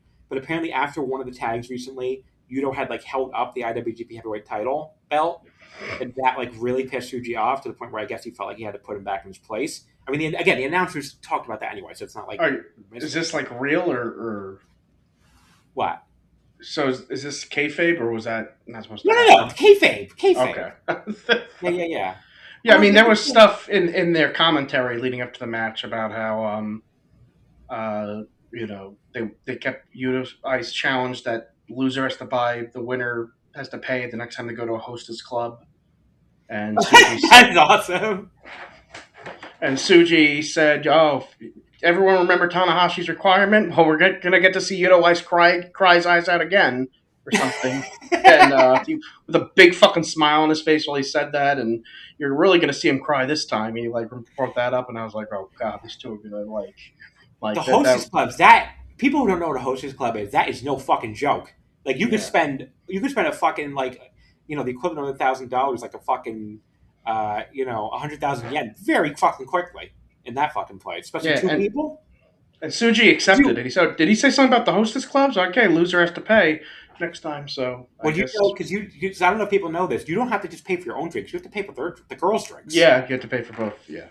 Yeah. So and plus, you lose a lot of money at those places. Yeah, there's an hourly thing. I was supposed to go to one in December, but that didn't look as unaffordable as some of the other ones. It also was foreigner friendly, but friend of the show, Armetha. And I think Paul Bosch here wanted to go with me, mostly just for the okay, want to do this because we saw it in Yakuza, and they both begged off because they had gone to, what's it called, the fucking convention. I can't think of it. Komiket, thank you. They had gone to Komiket that day, and their legs were they were dead basically. I'm sure they were. I don't really mind. I don't really want to spend that kind of money on a hostess club. If you want to go in December, we could go, buddy. Go to the hostess club. I don't think I have the money. You can get out of there for 20,000 yen probably, or 30,000 yen. Okay. Well, the yen is the weakest it's ever been for Yeah. us. We'll see what it is in December. Yeah. Most people don't realize how much their personal information is being bought and sold every day. Data brokers are making billions, pulling details about you from public records and the internet, and then packaging and selling it, usually without your consent. That's how your information lands in the hands of scammers, spammers, even stalkers. It's why you get endless robocalls and why ads seem to follow you everywhere. That's where Aura comes in. Aura actively removes your data from broker sites and keeps it off. They also instantly alert you if your information shows up in a breach or on the dark web. But Aura goes beyond data protection. With one app, you get a VPN, antivirus, password manager, spam call protection, dark web monitoring, and even up to $5 million in identity theft insurance, all backed by 24/7 US-based fraud support. Other companies might sell just credit monitoring or just a VPN. Aura gives you all of it, together, at the same price competitors charge for just one service. Start your free trial today at aura.com/remove. Protect yourself now at aura.com/remove. But yeah, so anyway, so that's a big step. I didn't even know about that step. But yeah, so that was like the story of the match. It was basically Tsuji beating the shit out of this guy to put him in his place. But Yuto Ace had a fucking plan, right? Because his idea was Yoda is going to chop me and slap me and chop me and slap me so much that he played rope-a-dope. He was like, I'm going to let this motherfucker get tired. And that's what really put this over. Like, I was like watching this. I heard it was like a match of the year contender. And I'm watching it. It's like, it's really, really, really good. But I don't know quite if I see match of the year contender. But then once they transitioned to the second half of the match, where you saw the whole thing come together and make like the story of the match really come together as like, no, Yuta was doing this on purpose. He was getting this guy furious at him to play rope-a-dope. Like, I'm like, okay, that took it to another level to me. So, there's this great job. Like, first of all, the fucking slaps and chops themselves were just sick. I mean, there were so many where Tsuji would, obviously his chest was like raw hamburger by the end, and there were so many where Tsuji would slap this guy so hard, you would see like an ocean worth of sweat, like come flying off Yuto Ice. It was just incredible. And Tsuji, he's obviously mostly the aggressor here, but he did a great job selling too for Yuto's brief comeback, especially the middle kicks. I was going to bring that up. Tsuji's selling was like unbelievable. He was so great. If you look at his face, his selling was so great. Can you believe people think he's like not a good ace or like shouldn't be the ace of the company? It's like incredible to me at this point. I honestly think it's just a lot of people. I think it's like the AEW people who are like don't want to, like, it's becoming almost comical how much people are trying to be like, yeah, the G1's so great without giving him any credit when he's in like the main event every other show. Unlike all the other young lions I've seen over the years, I can actually remember the first time I saw Tsuji wrestle and what show it was on and what he was like. Like, he debuted on one of those shows that they used to run in, I think, was it Shinjuku Face, where it was just the one camera, Lionsgate. Yeah, with like 4 matches, and it was just one camera shot, and he just made an impression on me. He just came out, and he was like a fucking wild man, even as a young lion, to the point where like other people says, I think he needs to like tranquilo, like he needs to calm down. But I was like, this guy is good. I can't remember. I mean, I remember a lot of these wrestlers as young lions. I can't recall that first ever match and what it was like and being like, this guy is going to be something. But I did think that the first time I saw Yota Tsuji, like, yeah. But some people that don't think he is, okay. Well, look, okay, he didn't want to go to Forbidden Door, and people are forever mad at him also for that the Japanese fans wanted him as their champion instead of Takeshita. So. They didn't bow the altar of all who's mad about that? A lot of people, buddy. They're not. A lot of people. What do you want me to... These people are mad. You didn't see them last year when they were like replying to Japanese fans on fucking Twitter? Jesus Christ! I was just like, oh my god. You're mad that they want a guy from their own fucking company to be champion? Yeah, that's not allowed because it's not All Elite Wrestling. What do you want me to tell you, buddy? They got mad. But yeah, well, we got to wrap this up because I got to go eat dinner. What I'm going to say, did the Rocky 2 finish? Well, before that, I was going to say the best part of Yuto Ice, but I got to make this note. The best part of Yuto Ice, he's talking both in Japanese and English. He's going like, Marada, just like, not yet. Like, after he took more slaps in chest, basically saying, I'm not done yet. And later on, when Tsuji is it's clear he's been rope-a-doped, he's starting to fade, and he's like down on the mat. Yuto like leans over and starts slapping him right in the face while he's standing over him, which is great. And then he looks so pleased with himself. He grabs Tsuji by the hair, he like holds his hair there, like has him on display, and he turned. Do you remember what he said? No, what did he say? He leaned down and goes, "Make smile, make smile." That was fucking great. Like he's basically telling him, "Go smile now, motherfucker." Which the fact that he said that in English too was perfect. I think he said it in Japanese too, but he just said it in English, "Make smile." That was awesome. But yeah, it's just incredible match. I mean, and the best part to me is just like Sonata and Oiwa, they did not shoehorn in a bunch of fucking near falls and 10 hours of reversals just because that's what you're supposed to do in a big New Japan match. When this match was fucking over, it was a fucking knockout because neither guy could get back up and Shuji just barely pulled him back up himself by the ropes, and that was it. They counted to 10. It was a perfect fucking finish. I mean, just absolutely perfect. Exactly how they should have done the finish. And, this is a different New Japan, right? It's not the New Japan of the 2010s anymore in good and bad ways, which I feel like people have so over-concentrated on the bad ways of like, they're not up to the standard of, Okada, Omega, Naito, and Kenny. And on some things that's true. On a lot of things that's true. Obviously on drawing and stuff. But, like, these guys sell better, I think, than a lot of those guys ever sold in their careers. And it's like Tsuji didn't win; he survived, and Yota didn't at the end. Yeah, and like their the match structures. Their match structures are like more realistic in some ways, and they're also just more varied. So yeah, it's a very different. Like people have got to get over the 2010 stuff. I think it's starting to happen finally, and it's like this is a different group, it's a different era, and this is a good bunch of wrestlers. This is a good bunch of talent. So you should stop any arguments for me. Yeah. Stop like fucking comparing them like so harshly, because it's like I don't really think they deserve it at this point. Like they've come into their own, and I think it was reached a turning point with people too. But yeah, for my star rating, it's 4 3/4. It's my new match of the tournament. It goes straight on my match of the year list. Probably like 4th or 5th or something. The only match I have better recently is Poi and Shuri, and it's really close. So, yeah, an awesome fucking match. We got to wrap this segment up, but you don't have to do goodbyes or nothing because to the listener, we're going to be right back on. So, and just in 2 seconds, everybody, Clinton will magically be in the room with me, and we'll be talking about the next night of the G1, which is night 9. So give us 1 second, we'll be right back. All right, folks, we're back here for the next night of the G1, which was night 9. A B-Blocku night from July 31st, Thursday, July 31st. I haven't even been to the con yet. You haven't either, have you? No. Okay, we haven't been. There's like nothing on the Otakon schedule that I want to do until like 4:30. So like, yeah, the schedule is horrible. Well, for Friday, yeah. Especially Friday. But there's long gaps on Saturday, and there's nothing on Sunday as usual. Yeah, there's nothing on Sunday. But yeah, I mean, I could go to the dealer's room, but I had no money to spend. I could go to the game room, but who gives a shit? Like, wait in long lines to play games I play all the time anyway, without long lines. It's like, okay. Yeah, the con thing kind of gets a little old once you're going to Japan twice a year.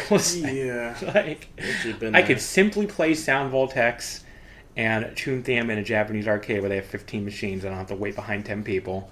I could simply shop for much more anime merchandise for much cheaper. Affordable, yes. So, I don't know. I mean, at least Colossal Con will have the water park. That'll be something. And a casino nearby, if we really want to. I don't think I'm going to have the money for that. Probably not. Second Japan trip in... I don't know. Anyway. This show, G1 Climax Night 9, July 31st, from the Taku City Gymnasium, First Stadium. The attendance was 1,271. Now, there's no direct venue comparison here. The last time they ran this building for a G1 show was 3 years ago, in 2023. They did 1,559, so down like a little less than 300. It's really not that bad. You know the main event of that show? What? Kazuchika Okada versus Kenta. Okay. Two wrestlers aren't even around anymore. Yeah. I have no memory of that match. Zero. No. The semi-main was Tsuji and Umino. I feel like I vaguely remember that one. Yeah, I'm sure that match was better. But yeah, now they ran a different venue in Takamatsu, which is on the island of Shikoku. People don't know, in Kagawa Prefecture. So the different venue was Sunmese Kagawa. Oh, I think Kagawa. But that show did 1,244. Had a Yuya Uemura versus Tanahashi main. So like 25 fans less, really not really any discernible difference. I remember that match too. Or 27 fans less, I guess. I'm very good at math, obviously.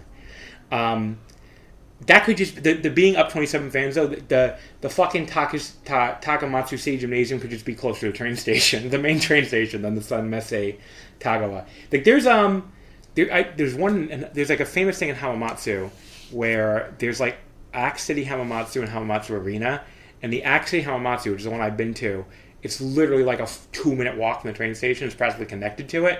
But Hamamatsu Arena is like a long fucking way. Like you have to take like a fucking 45-minute bus or something. So apparently the people are always very happy when it's in Axe City Hamamatsu and very annoyed when it's in Hamamatsu Arena. There's people talking outside, I guess.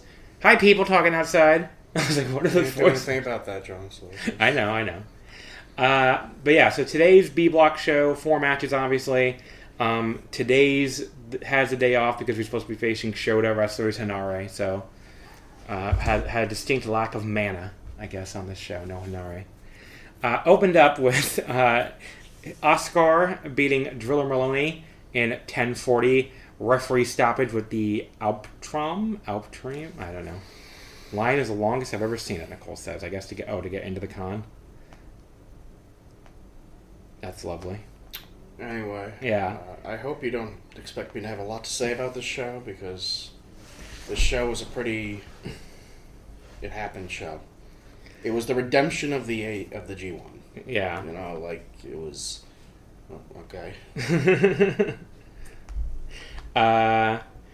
Maybe this is the peak of it. I just realized probably all people come back from lunch. Yeah. But to get in the con. Anyway. So Oscar won. Well, let me talk. Hold on. Another all Unbound Company affair here after the main event, which Suji. I wrote down Suji versus Yoda. Suji versus Yuto. He didn't face himself.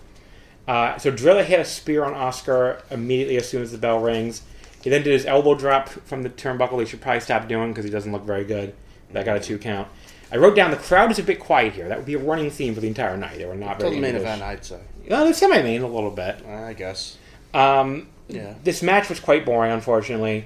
Like, Drilla was doing a lot of selling that his back hurts and that he can't lift the giant, which makes sense as a story, but I would not describe selling as Drilla Maloney's strong suit. No. Like, he's a cool wrestler when he's just doing moves, but, like, his selling here is pretty over the top and corny, I thought. And then after he was just selling that he couldn't lift this dude, he fucking just does a gigantic powerbomb on him. Yeah. Like, okay.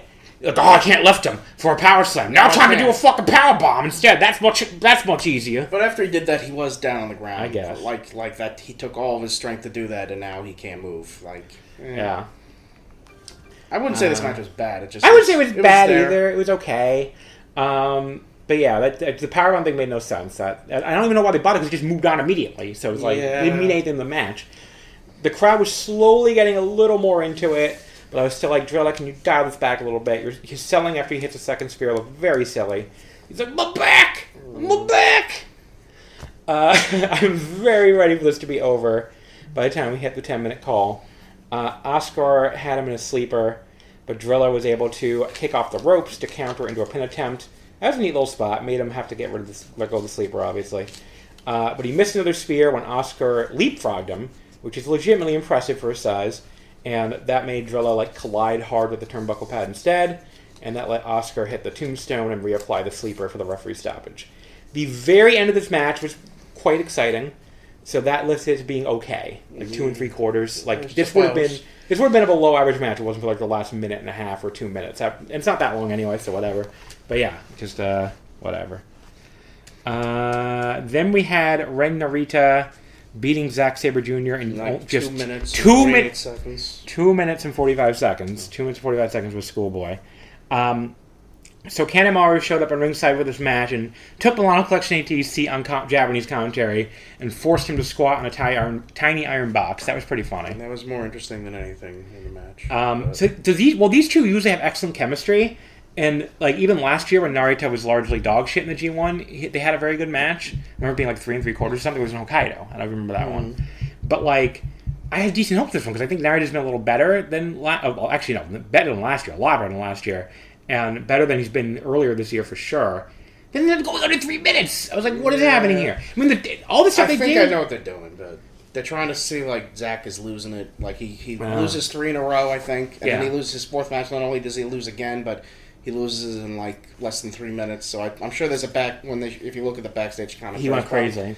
He did? Apparently, didn't you see him he was, like, grabbing all that shit stuff at ringside? Probably again. Yeah, he's probably, like, breaking chairs and cursing, and he's probably going to win out the rest of his matches, but I think... Or maybe he won't, or maybe he will go on a losing streak, and he'll have, like... They do this every once in a while in G1s where some big star has a losing streak. Yeah. And then, gets his smile back or whatever afterwards, but... I don't know why they had to do it. Of all the people to have a short match with... Like, make Zach have a 3-minute match, it feels like a waste of him. But, yeah, I mean, all the stuff they did, I thought looked really good, too. Like, they did typically strong chain wrestling, looking for, like, holds and flash pin attempts, and I liked how Narita was just trying to cheat in between, and none of it was really working. Yeah. And the funniest was the powder, when, like Togo gets up on the apron to go for the powder, and Zach just fucking boots him off there. But I guess the idea was the powder still went flying up in the air, and some of it got in his eyes, and that let Narita reverse an armbar attempt from Zach and just roll him up with the pin. That was creative. At least, so yeah, I gave it 3 stars. I'm like, I can't go higher than that on a 3-minute match, but like, I don't know, I had fun with it while it lasted. It just made me wish they had gone longer, to be honest. The next match was Callum Newman beating Gabe Kidd in 12-18 with an inside cradle.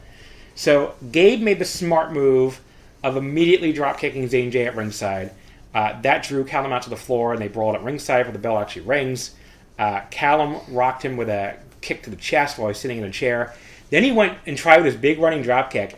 Gabe moved out of the way, so he just fucking went crashing into these chairs. I remember you reacted to that when we were watching it. Yes. You said it reminded you of the Samoa Joe TNA spot. I mean, that was probably worse because he went down, he did the drop kick down like stairs. Yeah. So we fell even further, but still, he did this flip and landed right, I'm assuming that's cement on the floor. And like maybe it's not, and but it's crashed still into these chairs. A hard floor and the chairs, and I'm sure he's fine. Very stupid spot, though. You could really hurt your, like, hip and your tailbone and stuff doing, but be careful. Gabe grabbed another chair, like a folding chair, not like the ones that were inside. And he, like, Marty Sami tried to stop him. I'm like, you have no authority here, sir, even less than usual, because you hadn't rang the bell yet at this point. Yeah. And Gabe pushes Marty aside and just sends him flying into the chairs too. I'm like, and even if he hits him with the chair and kills him, you're just going to say, well, get the ring, I'll ring the bell anyway. Ding, ding, ding. But yeah, so he throws his chair right at Callum's skull after that. I thought it was funny when Gabe got back to ringside, he just drop kicked Zane J a second time. He was like, you know what, fuck you again. Yeah, that was funny. They got in the ring, the bell finally rang. They just immediately went back to the floor though. Callum, he tried one of those moves, like a slingshot to the floor, and got slapped in the midair by Gabe Kidd, which looks cool in real time, but then you think about it, what the fuck could he even been going for there? Like, he's going for this slingshot, gets slapped in the face by Gabe Kidd. Because I don't know what else he could have done. Like, what would the move have been? Yeah. Very weird. Gabe did follow up with a big suplex out there, though, and just killed him with a lariat the second he got back in the ring. Gabe was really dominating. Callum came back with a very weak-looking Enziguri out of the corner, but a much better hard form to the face. They did some running back and forth, reversal dance stuff that honestly feels a little out of place in New Japan now. It's probably it just doesn't feel like the style anymore, the house style anymore. Like it's much more, like, I don't know, realistic and restrained kind of. But that ends with Callum just killing him with a standing lariat. Gabe does bump right in his neck, Naito style. So I guess if you're going to steal Naito's gimmicks, you might as well steal his bumping too. But it did look great. The striking here is quite good from that point forward. But then I have no idea what Gabe was even going for at one point. I don't know if you remember the spot. He kind of picked him up in this half powerbomb looking thing and just kind of dropped him. And I'm like, it's probably not dropped him, like kind of like the alley-oop spot that like Big Show used to do, but not as cool looking. I don't know if it was actually a botch, but it's never good. David Finlay does that too, actually. I don't know if he still does in AEW. I don't watch AEW, but I don't know if it was actually a botch, but it's like never good when your move looks so unimpressive that I can't tell if it's a botch or not. Like, it was not a good move. Gabe kept hitting Callum with the pile driver. Callum kicked out, both times he did it. He got a rear naked choke. Callum got a rear naked choke, but Gabe turned it into a roll up, so Callum had to let go, which I guess is the second match on the show that did that. Then they started going kind of crazy with Callum no-selling 2 straight Germans. Another one of those looks cool, but also silly spots. But it did get the crowd to chant for Callum, so that's good, because they hadn't been making a lot of noise before that. Gabe kicked out of the Prince's Curse at 2. But then they took so long doing anything else. It's like they finally got the crowd, and then they immediately lost them. Like the crowd went completely silent because it was like this is not a super hot crowd. Clearly, you need to keep the pace going to keep them up. They sort of got them back when Callum hit this very hard elbow and roundhouse kick, only for Gabe to fire back with his own hard strikes. He couldn't get the pile driver though. They traded roll-up attempts. Callum ran right into Gabe's knee. That did look good. Gabe went for the longer own knee, the charge-up knee, but Callum threw Marty into him, low-blowed him when Marty wasn't looking, inside cradled him for the pin. It's a weird match. Yeah, it was odd. The striking was good. A lot of it looked contrived as hell. Not the striking, but like everything, a lot of the other stuff they did. And the finish was just kind of a thing that happened. It was just like, all right, time to go home. Like, it didn't really feel like there was any story here. It didn't feel like they were building to anything. I feel like the heels that Kid has been facing have become baby faces because... Yeah. But then... Callum, he still won in a heel manner, though. He still... Gabe Kidd still won with a low blow. Yeah. Newman did. Yeah. I'm like 3 1/4 on this. Yeah, it was okay. I mean, it's pretty good. Second best. Yeah, it's definitely second best match on the show. Kind of by default. But it's pretty good, but didn't wow me or anything. Especially, I'm not going to remember this match in this tournament probably because this tournament's been so good.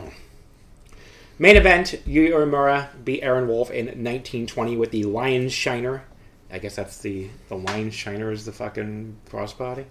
Kind of a stupid name. They started out with some basic grappling, not a ton to note there. It all looked fine. Yeah. Wolf, there was a spot. This was probably my favorite spot of the whole match. It was very early. So, like, Wolf just kind of used his size and his leverage to block Yuya's arm drag, because Yuya always does those deep arm drags. So he just kind of, like, holds him there as I'm pantomiming, which, again, the people at home can't say, but I'm not used to doing this with another person in the room. And then he just, like, as he's holding his arm there, he just turns it into this judo takedown. That looked great. Very, very cool spot. Yeah, I remember that. Yeah. Then he just kept throwing him down with the judo throws. But then he missed a standing elbow drop, and then Yuya worked on his arm off that one. Ended up being the story of the whole match, basically. Wolf hit some weak forearms with his other arm. Striking is still the weakest part of his game by far.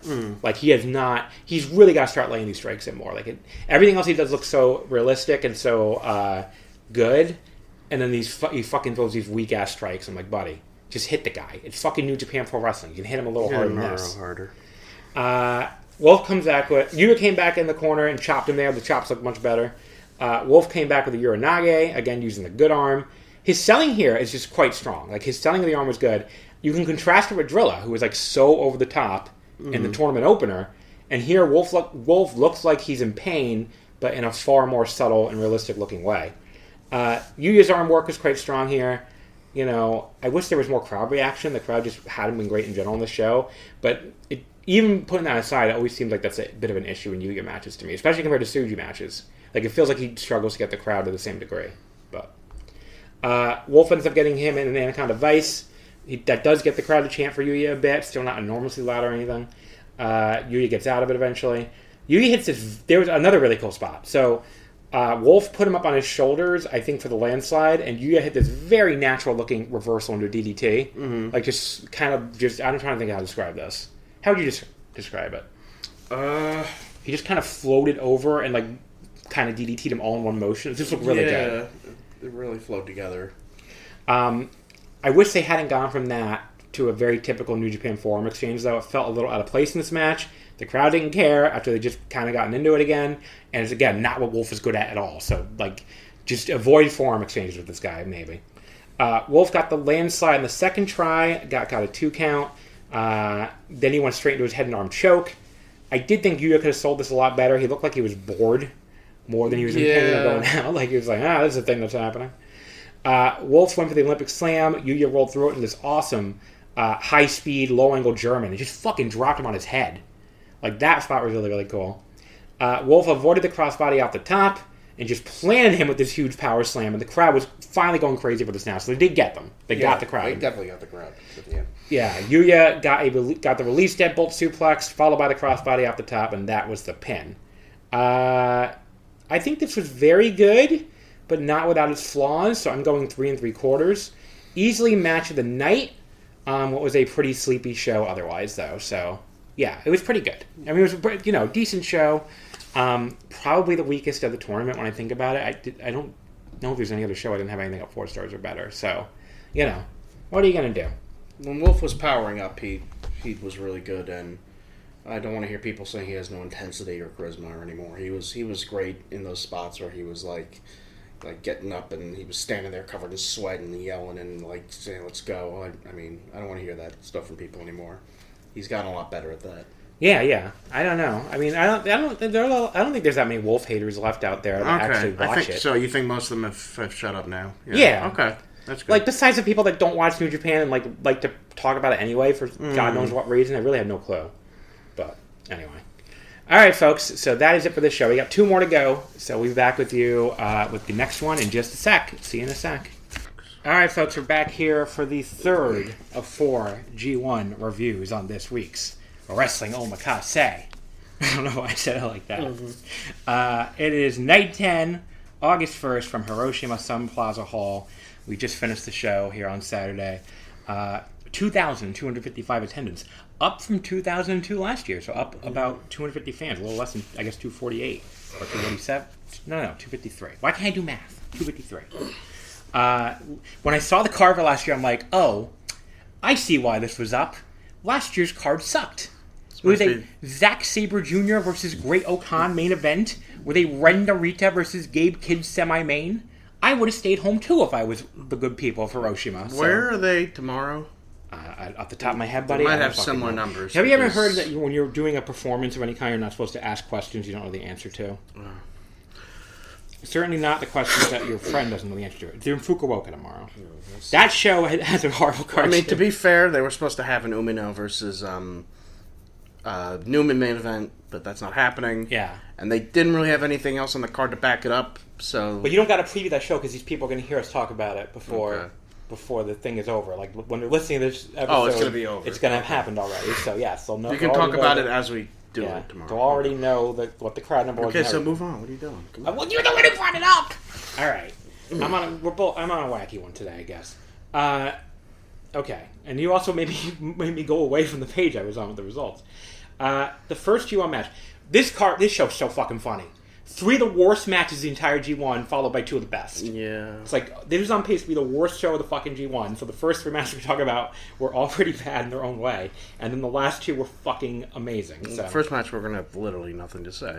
Bolton Oleg beat Sonata in like 1 96. 1 minute and 30 seconds with the Kamikaze. 1 minute 31 seconds I had. Mine says 30. The official results say 30. I'm going by the official results, buddy, not your little Green Lantern fan stopwatch. Bolton Oleg goes to 4. For Nicole doesn't know about Green Lantern fan. Bolton Oleg goes to 4. Where do you even start with Green Lantern fan, right? I don't know what I would even talk about. Bolton Oleg goes to 4-2 with 8 points. And Mr. Sonata drops to 2-4 with 4 points. Nada points for Sonata. I can't with that myself, folks. So match did start fast. Sonata got a Rana on Bolton, followed by a Shining Wizard, and he hit the moonsault off the top immediately. I'm like, okay. Bolton kicked out. He tried to go for deadfall already. Bolton pushed him off, and then unfortunately, given how short this match was, they messed up a spot. Bolton was supposed to catch him, trying for the moonsault flip into the skull end and go right to the gut wrench, and he did not catch him at all. So he just kind of like awkwardly pick him back up into it. It looked stupid. And then Bolton powered him straight up in the triple power bomb, and then hit the Kamikaze for the pin. So yeah, 90-second match. If I wasn't doing my average star ratings, I probably wouldn't even bothered rating it, but like I got to give it something. I guess it's a nice little change of pace in a long tournament, and both guys wanted the night off. I don't know, 2.25. I can't go higher than that given the botch. Other than that, there was nothing really wrong with it, and it was kind of exciting, but you know. Give me your detailed, thorough thoughts on this 90-second match, sir. I guess to let people know the matches can be over at any time, they do need to do this at least maybe once per tournament, have a match They've done go. 2 shows in a row now. Yeah, they've done it 2 shows in a row.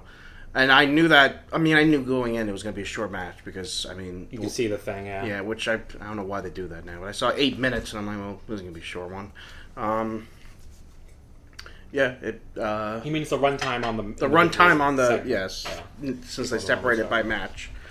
But, yeah, I don't know if they need to do it 2 shows in a row. But I guess they need to let people... Now you need to know... It could happen 2 shows in a row, guys, so... Don't think just because it happened on the last show, it won't happen on this show. Yeah. You can. But yeah, maybe people are hurting. Maybe Sonata's hurting. Maybe you need a night where he didn't go long. I don't know. And it's like they just wrestled 2 days ago. If anyone should have been given a break, it should have been probably Yuto. I guess in a way he was given a break. I don't know. Oh, we'll get to that right now. Yuto Ice beat Jake Lee in 10:37 with the Cruella. So Yuto Ice is now 3-3, and Jake Lee is now 2-4. This was For guys who've been having a really good tournament, this was unfortunate. I feel like your average for Yuto is going to plummet on your spreadsheet. So Oscar joined us for commentary just as Jake attacked Yuto from behind the aisleway. He had the clown makeup back on, by the way, so I guess we should have known what we were in for. Yeah. Yuto's chest still all black and blue. Looks very gross. Yeah. They brawled around ringside. Yuto gets the advantage, tosses Jake's unconscious body in the ring. The match hasn't started yet. And at least Marty Asami showed us he's consistent. He's like, excuse me, Jake, are you dead? I don't give a shit. Ding, ding, ding. Yeah, so he does it for everybody, not just the House of Torture. If you throw an unconscious body into the ring, Marty Asami will ring that fucking bell. No, I've told you, if it's House of Torture, he just rings the bell.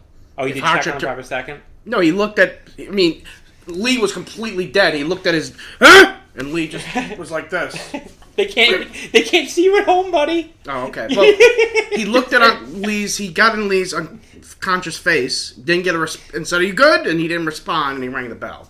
I mean, usually he doesn't even ask the person... You can't just pantomime. They're not going to know what you're doing. He usually doesn't even ask the person when it's House of Torture. He just, as soon as their body's in the ring, ring the bell. Let's get started. That's true. But once again, he was like, "I'll take your silence as a yes, and let's start this match." Well, to be fair, it's what he did with the House of Torture. Yes, I mean, yeah. He's evolving.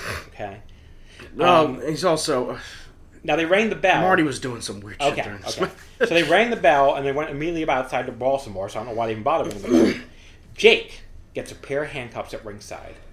Where the fuck these handcuffs came from, I don't know. Does one of the young lions have a kink? Maybe they're under the ring. They want to tell us why these handcuffs are here? Why would you need handcuffs under the ring?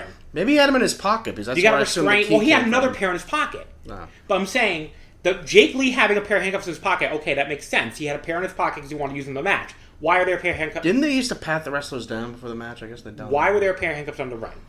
I don't know. Like, again, does a young lion have a kink? Like, is he going to get some, you don't know what they're attention? Into. Marty caught him trying to put the second pair on too, because Marty took the first pair away, and then he puts the second pair on. Yeah. Marty catches him putting the second pair on too, but Yuto, for some reason, is like, you know what I'm going to do? I'm going to put Jake Lee from behind right now into Marty Asami. That makes sense. Marty Asami goes into a coma. Oh, okay. So these fucking handcuffs. Time freezes. Yuto, I thought, was trying to get so he had one handcuff on, the other one hanging off. I thought he was trying to get the one handcuff off. It turns out he was trying to get the other handcuff open to cuff himself to Jake.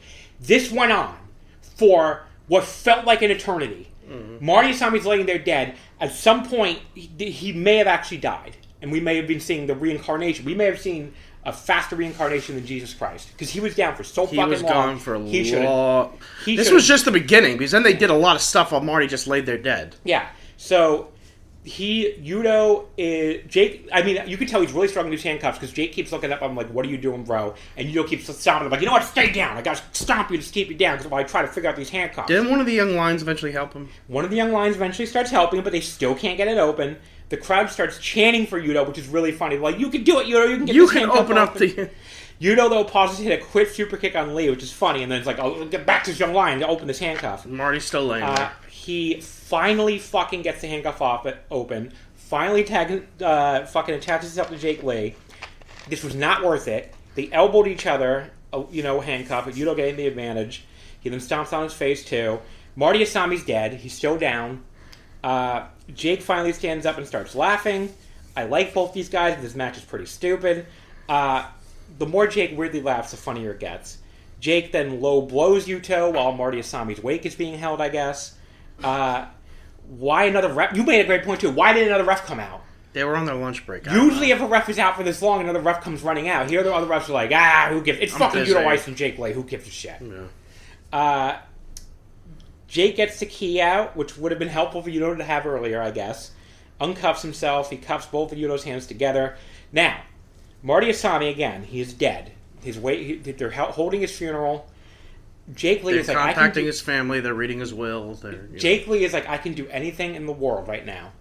and he goes under the ring, and I'm like, oh, what dastardly weapon is the Silent Jester going to grab? He pulls out a fucking water bottle. He gets in the ring, he spits water on him, he pours the water on. I'm like, what? Of all things, you got a fucking... water. You could have fucking gotten a gun and shot him, apparently, for how long Marty Asami was down. And you're like, I want to spit some water on him. Instead, he refreshed him with a splash of water, which he probably needed. Yeah, in summer in Japan. Jake elbows Yuto against the ropes repeatedly. He's still not cheating, even though Marty Asami's wake is still going on, because he's still dead off this one fucking bump. But then this is the funniest fucking spot of the entire tour. We didn't even realize Marty Asami got up because the camera was not on him.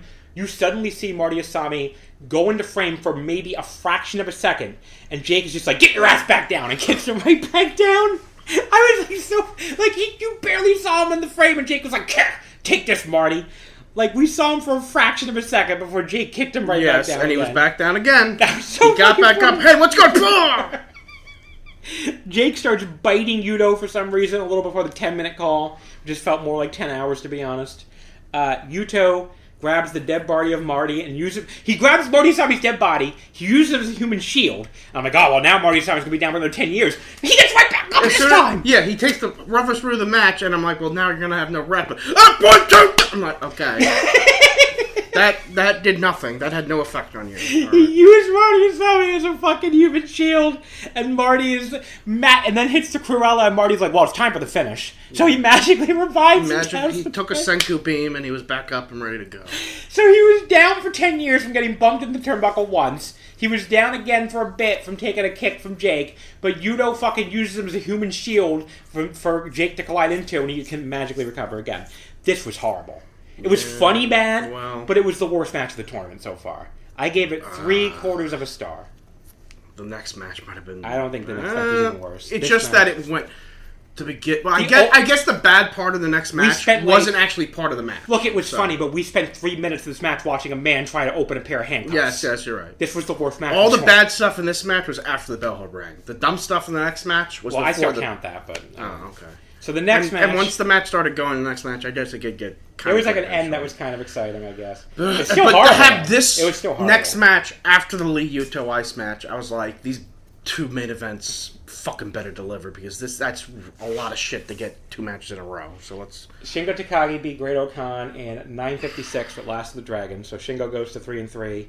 Great-O-Khan goes to 2-4. Let's talk about what happened before the match. Oscar is such a hater. Let's talk about actually... for Great-O-Khan. But was the end of the last match where they said... Was it after this match where they said Lee... Oh, no, never mind. We'll get to it. It was after this match. So Oscar is such a hater for Great-O-Khan. He once again, during the entrance, brings up the fact that the only time Great-O-Khan successfully defended the title, apparently... Maybe he defended the tag titles once, too, actually. I don't know. He did. But one of the only times when he was KOPW champion, he made 2 defenses, and Oscar just goes against Susan Suzuki, a woman, and Tonga Loa. I was just like... nothing more needs to be said. He sort of implied the Tonga Loa one was worse, which was kind of funny, too. Yeah, At least Susan Suzuki's a champion, or the world champion of Stardom. Actually, I don't think he did ever successfully defend the tag title. Big size advantage, obviously, on Susan Suzuki. He was very short. But yeah, they brawl all the way into the locker room area without the bell ever ringing. They go to the men's room. Oscar makes a funny joke. They surprised they didn't go to the women's toilet. I couldn't even tell if that was a reference to the famous Chris Benoit versus Kevin Sullivan WCW Falls Count Anywhere match where they fought to the women's bathroom for some reason. Or if he was just hating on Okan and basically implying he's a woman, which is a little problematic there, Oscar, if that's what you meant. So I'm going to assume you meant the other one. Okan tries to stuff his head in the toilet. He could have been implying that they're perverts. And that's true. Actually, that's true. That's true, too. And you're right. That's actually probably what he meant. We've seen Okan, what he did in Vegas, and doesn't he take pictures with, like, adult film stars, too? Yes. That might have been what he meant. And we know he loves his perverted anime and everything. Yeah. Oscar complains about Daiki Nagai just standing there instead of helping, which was also funny. He was in the bathroom. He's like, what's going on here? I'm like, buddy... Your friend is getting his face shoved into the toilet. Why don't you get in there? I mentioned this. And the match hasn't even started, so you can interfere freely. This gave me flashbacks to like late '90s WWE like hardcore title matches. Like I was having flashbacks to like say Valentine's Day Massacre where they fought into the. I mean, they didn't go this far. When they fought into like what was it, the Mississippi River or some shit where they would just go into the bathroom and go to the backstage. I mean, and that stuff kind of belongs to WWE. Remember the WCW 2000 ones where they would start backstage? I didn't watch that. Was so stupid. 2000. I've heard stories. Didn't one of those end in a count out? Yeah. So I think, okay, there's two guys. I don't remember the two guys. When it was Falls Count Anywhere? It was hardcore match, Falls Count Anywhere. And two of them are fighting. One of them leaves to go fight somebody else. Counts. And the ref is like, well, he's not here, so he's not anywhere. So 1, 2. I'm like, where are you counting him out of? You're backstage right now. Backstage. He is somewhere. Yes. Apparently he believed that this man was no longer anywhere. You can't even say, oh, was he in a different dimension? No, because that's still somewhere. And it's Falls Count Anywhere. Falls Count Anywhere. But maybe he was like thinking like through like, I don't know, like quantum, like he's, but it's like philosophical thinking. He's somewhere, but it's anywhere. Technically, if he's somewhere, he's not anywhere. That's correct. So he could be kind of, I don't know. Anyway, this was dumb. But so I can't say that much interest. So they finally get back to the ring. I was like, can you fucking please just wrestle?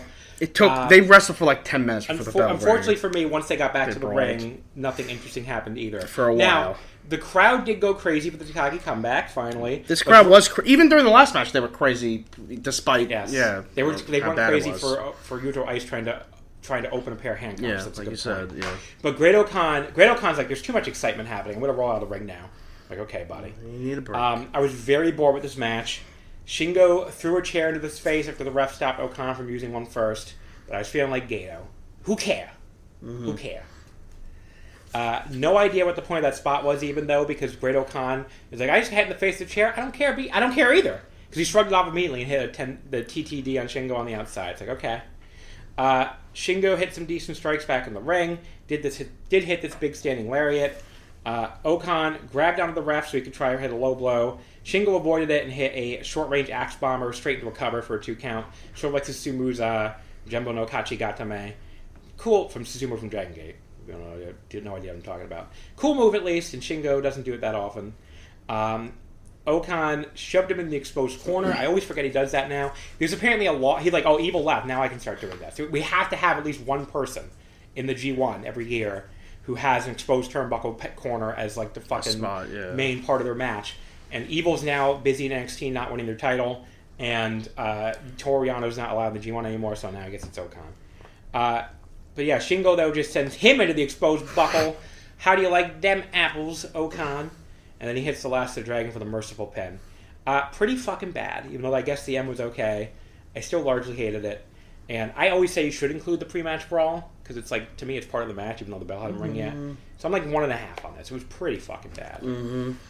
Great Okan, fucking retire, bitch. I'm tired of you. Come on. Walker, okay, this was the thing you were talking about, you teased before. So poor Walker Stewart has to build up a Great Okan versus Jake Lee match in the next show. And after these 2 matches... worthy of intrigue after these 2 fucking matches. And Oscar immediately just goes, I do know what match I'm gonna skip! Yeah. And I was fucking like... And then he even said after that one! I do know what match I'm gonna skip. That one! Like, this motherfucker, he is the biggest hater of all time for Great Okan, and if you can tell, it's supposed to be kayfabe because he beat him for his title, but it's really not kayfabe. He just hates this motherfucker, which is very funny. And at this point, I was saying, I hope this, please save me. Because you had told me, I heard the last 2 matches are really good, and I was like, oh God, I hope so. Thank God. Something needs to save the show. So apparently Yuto Ice was trying to get tape off of the handcuffs. Oh. I don't know why the handcuffs have tape on them. I just saw someone say that in the voice. Maybe they were taped to like the back of the ring or something. Why was he so obsessed with getting? Could you not open the other one? The tape was on. Maybe. Okay, that explains a little more, I guess, why it took so long. But the semi-main, they probably just shouldn't have used handcuffs. But yes, probably not. And Yuto Wise pinned him with handcuffs. This is not SNL. He didn't need to. Semi-main event. Yota Tsuji beat Ryohei Oiwa in 1937 with the Fire Blaster. Thank God for these 2 men. Mm-hmm. So Yoda had his arm all taped up, I guess from chopping Yuto so much last time, which is kind of funny. Oiwa, of course, has plenty of offense that worked over the arm. Mm-hmm. So this is practically an engraved invitation for him. Do you remember Power Rangers Season 2? The very weird transition here. There's a monster that Lord Zed created out of a saw. But they had no footage of this monster fighting the Season 1 Zero Ranger suits because the monster is from Die Ranger. So it's one of these episodes where the monster and the Rangers don't really do anything except stand there and yell at each other before Zed grows them. And the monster, they gave him this line of dialogue where he's like, "What are you waiting for, Power Rangers? An engraved invitation?" Because he's a saw, you see, you can engrave things. Oh. And I was like, ha ha! Uh-huh. But yeah, They have a lot of those in season 2. What do you? There's so many episodes where it's like Where we they don't just have talk any to footage. each other. Okay. Well, okay. The funny thing is, they had a bunch of monster footage of the monsters fighting the season 1 Rangers they hadn't used yet because they had commissioned Toei in Japan to make extra footage. Mm-hmm. But they were like, we want to go to the Thunder Megazord from Die Ranger faster because money. Yeah. So the first half of the season, not even half, it's like 12 episodes or something, is the Rangers. They have lots of footage of the Rangers fighting the actual villain when he's normal size, and then it grows him, and now the Thunder Megazord and the monster can't be in the same shot. So it's just like the Megazord's like and the monster's like yeah, and like reacting. And sometimes you can even see the hand of the old Megazord. It's like you guys should have cut around that one better. But then they go to the actual monsters from Die Ranger, and now they have no footage of the Rangers fighting the monsters. And this was not when they had already started making their own American footage yet. So the fights would be the Rangers yelling at him. Maybe he'd like fire off one beam at them or something. Sometimes they'd have the actual costume to at least shoot him in the same shot with the Rangers. Sometimes they wouldn't though. So it'd just be like, here's a shot of Die Ranger. It looks nothing like the Power Rangers footage. And here's a shot of the Rangers reacting to it.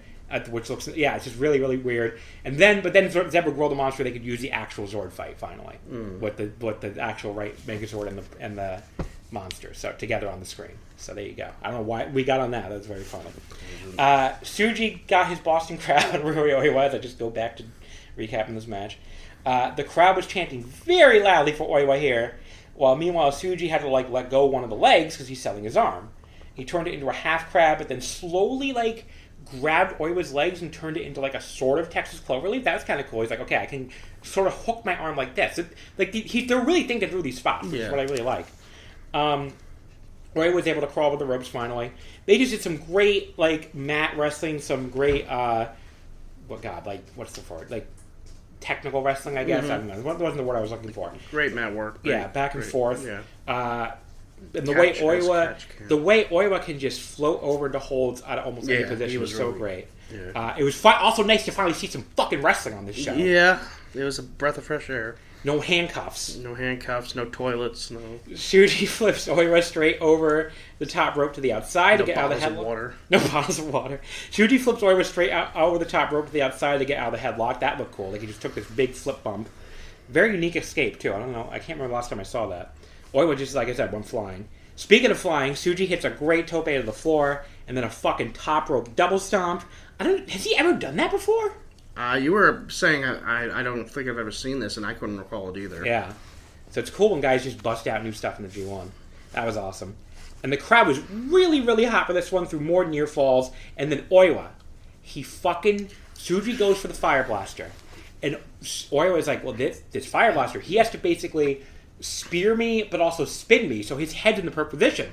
He just grabs him in the headlock. He grabs him in the side headlock to counter the Fire Blaster. It looks so great. It looks so great. It was such a smooth transition. His simple side headlock is the perfect way to counter that move. You have the perfect way to counter Suji's fucking new finish.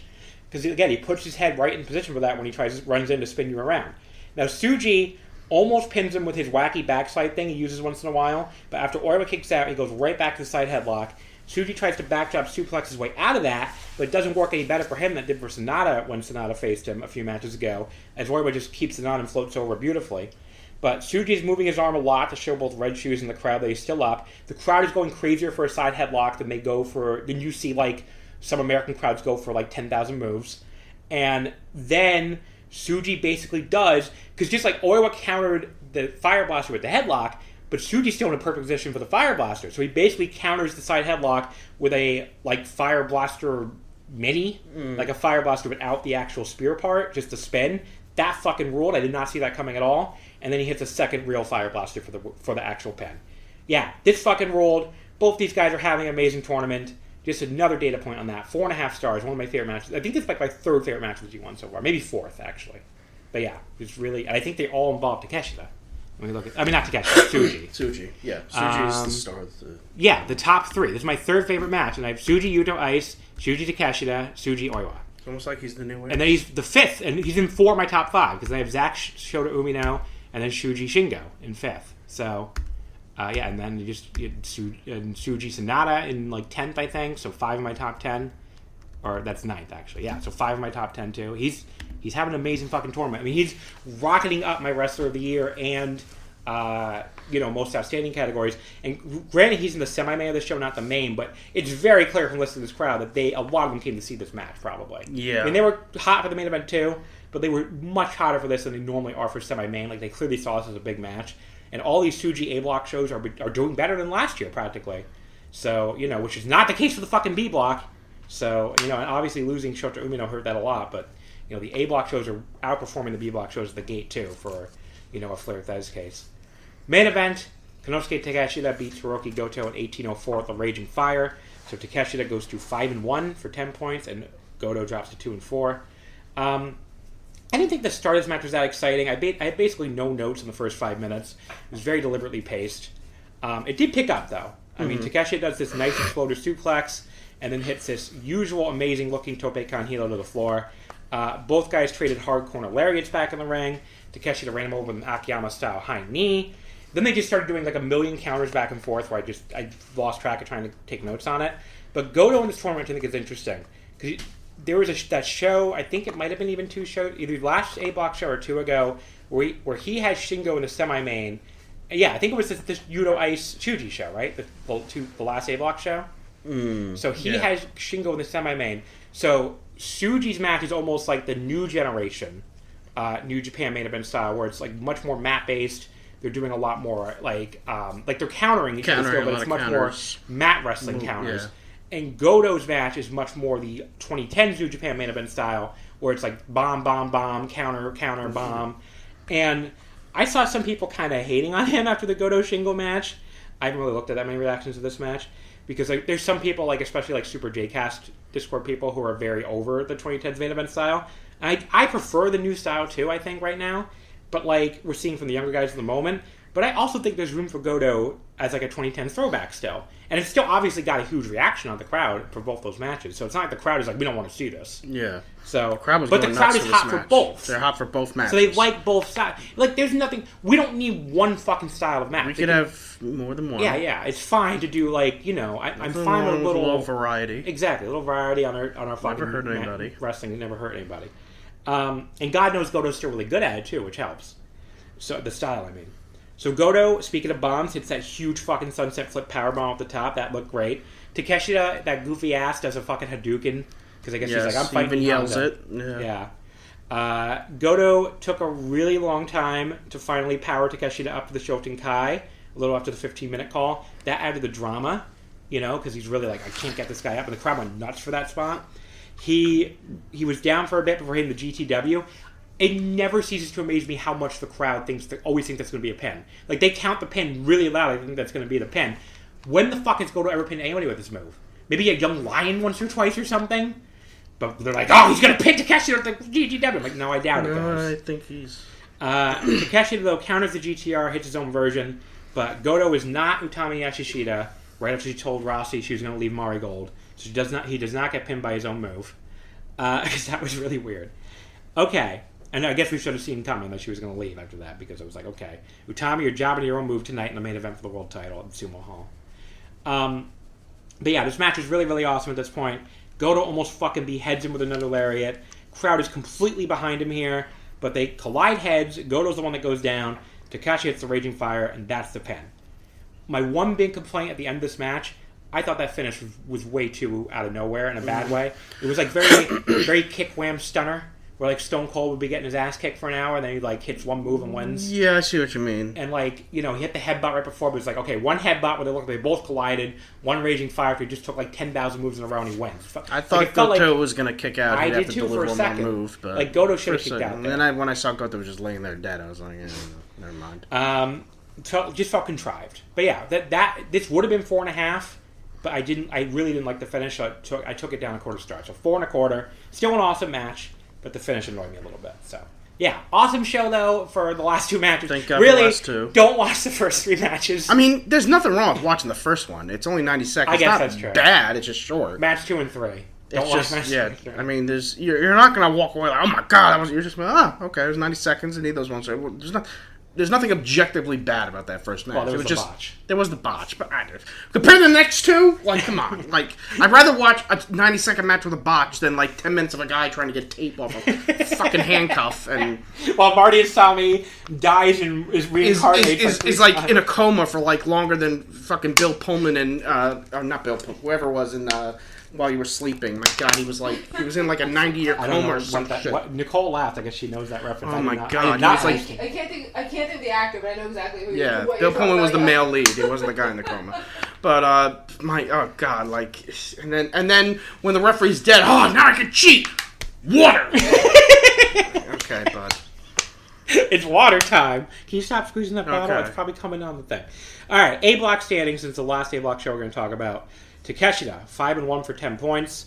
A tie for second, Bolton Oleg and Yota Tsuji, 4-2 for 8 points. They are meeting on the next show, so that's obviously huge since only 2 people move on in this block. Or this year in either block. I think last year was still 3 people. And then we have Oiwa, Yuto, and Shingo, all 3-3 for 6 points. And then Jake, Goto, Okan, and Sonata, all 2-4 for 4 points. I think they're basically out, right?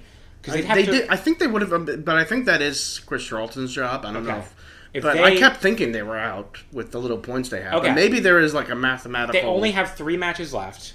So the best they can do is 5-4. I would think... Takeshita's already at 10 points. Takeshita's already at 10 points, so you have to lose out first of all. And Bolton and Bolton and Tsuji are going to face each other. And someone's going to get one of them is going to get to 10 also. So unless they get to 9. You would have to get... Oh, yeah, 9 also. I guess they're theoretically could draw, but that's not going to happen. There's probably a case where they're technically mathematically alive, but they're basically out. They're not advancing. Okay. So let's look at the upcoming A block shows because again, no more A block shows in this episode. Please stop making noise. Okay, schedule. There's 2 A block because 3 shows for the next episode, so 2 of them are A block. So Thursday we get the A block Korakuen. That has the aforementioned Tsuji Bolton main event, which is a huge match now, points wise too. That match could be another fucking match of the tournament contender. You have Takeshita Shingo in the semi-main, which, those two definitely capable of doing something really awesome. Goto Oiwa, that could be awesome too.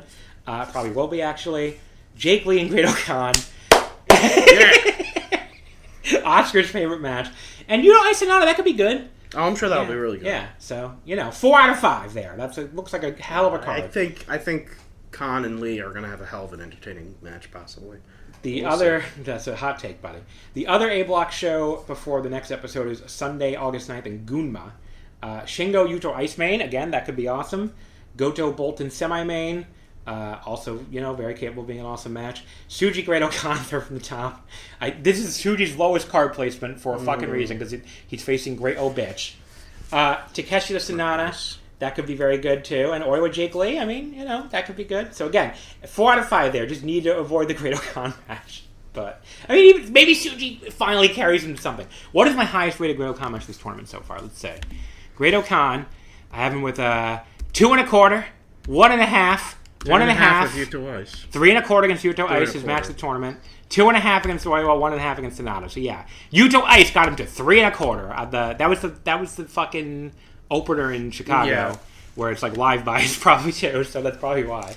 In Japan, a match in Japan I wasn't there live for, he has not been over 2.5 stars, which was the match for Oiwa. So, and it's only happened once, so. Needless to say, he is my lowest rated wrestler in this tournament so far, 2.08 average. He's single-handedly bringing down the average of the whole block, so, in every show he's on, so. Way to go, Great Okan! Keep it up, buddy. All right, that's it. We did enough. We did 32 minutes on the show. Jesus. All right, folks. So we'll be back in just a second with the final show. You're going to do it with me, right? You said probably? Yeah. There's like nothing going on. I don't care about anything, so I should be here. I'm not even sure if I'm going to the con tomorrow. I think I told everybody you weren't going to be on the last one, so it'll be a pleasant surprise. Once I noticed there's only 4 matches, there's nothing I care about at the con, then I can watch them. As long as you're willing to stay and watch before going. I absolutely have to get to the con for all the fucking nonstop programming they're putting on Sunday. Yeah. I haven't even been to the con yet today, and it's 2 o'clock on Saturday. This con sucks down. Yeah.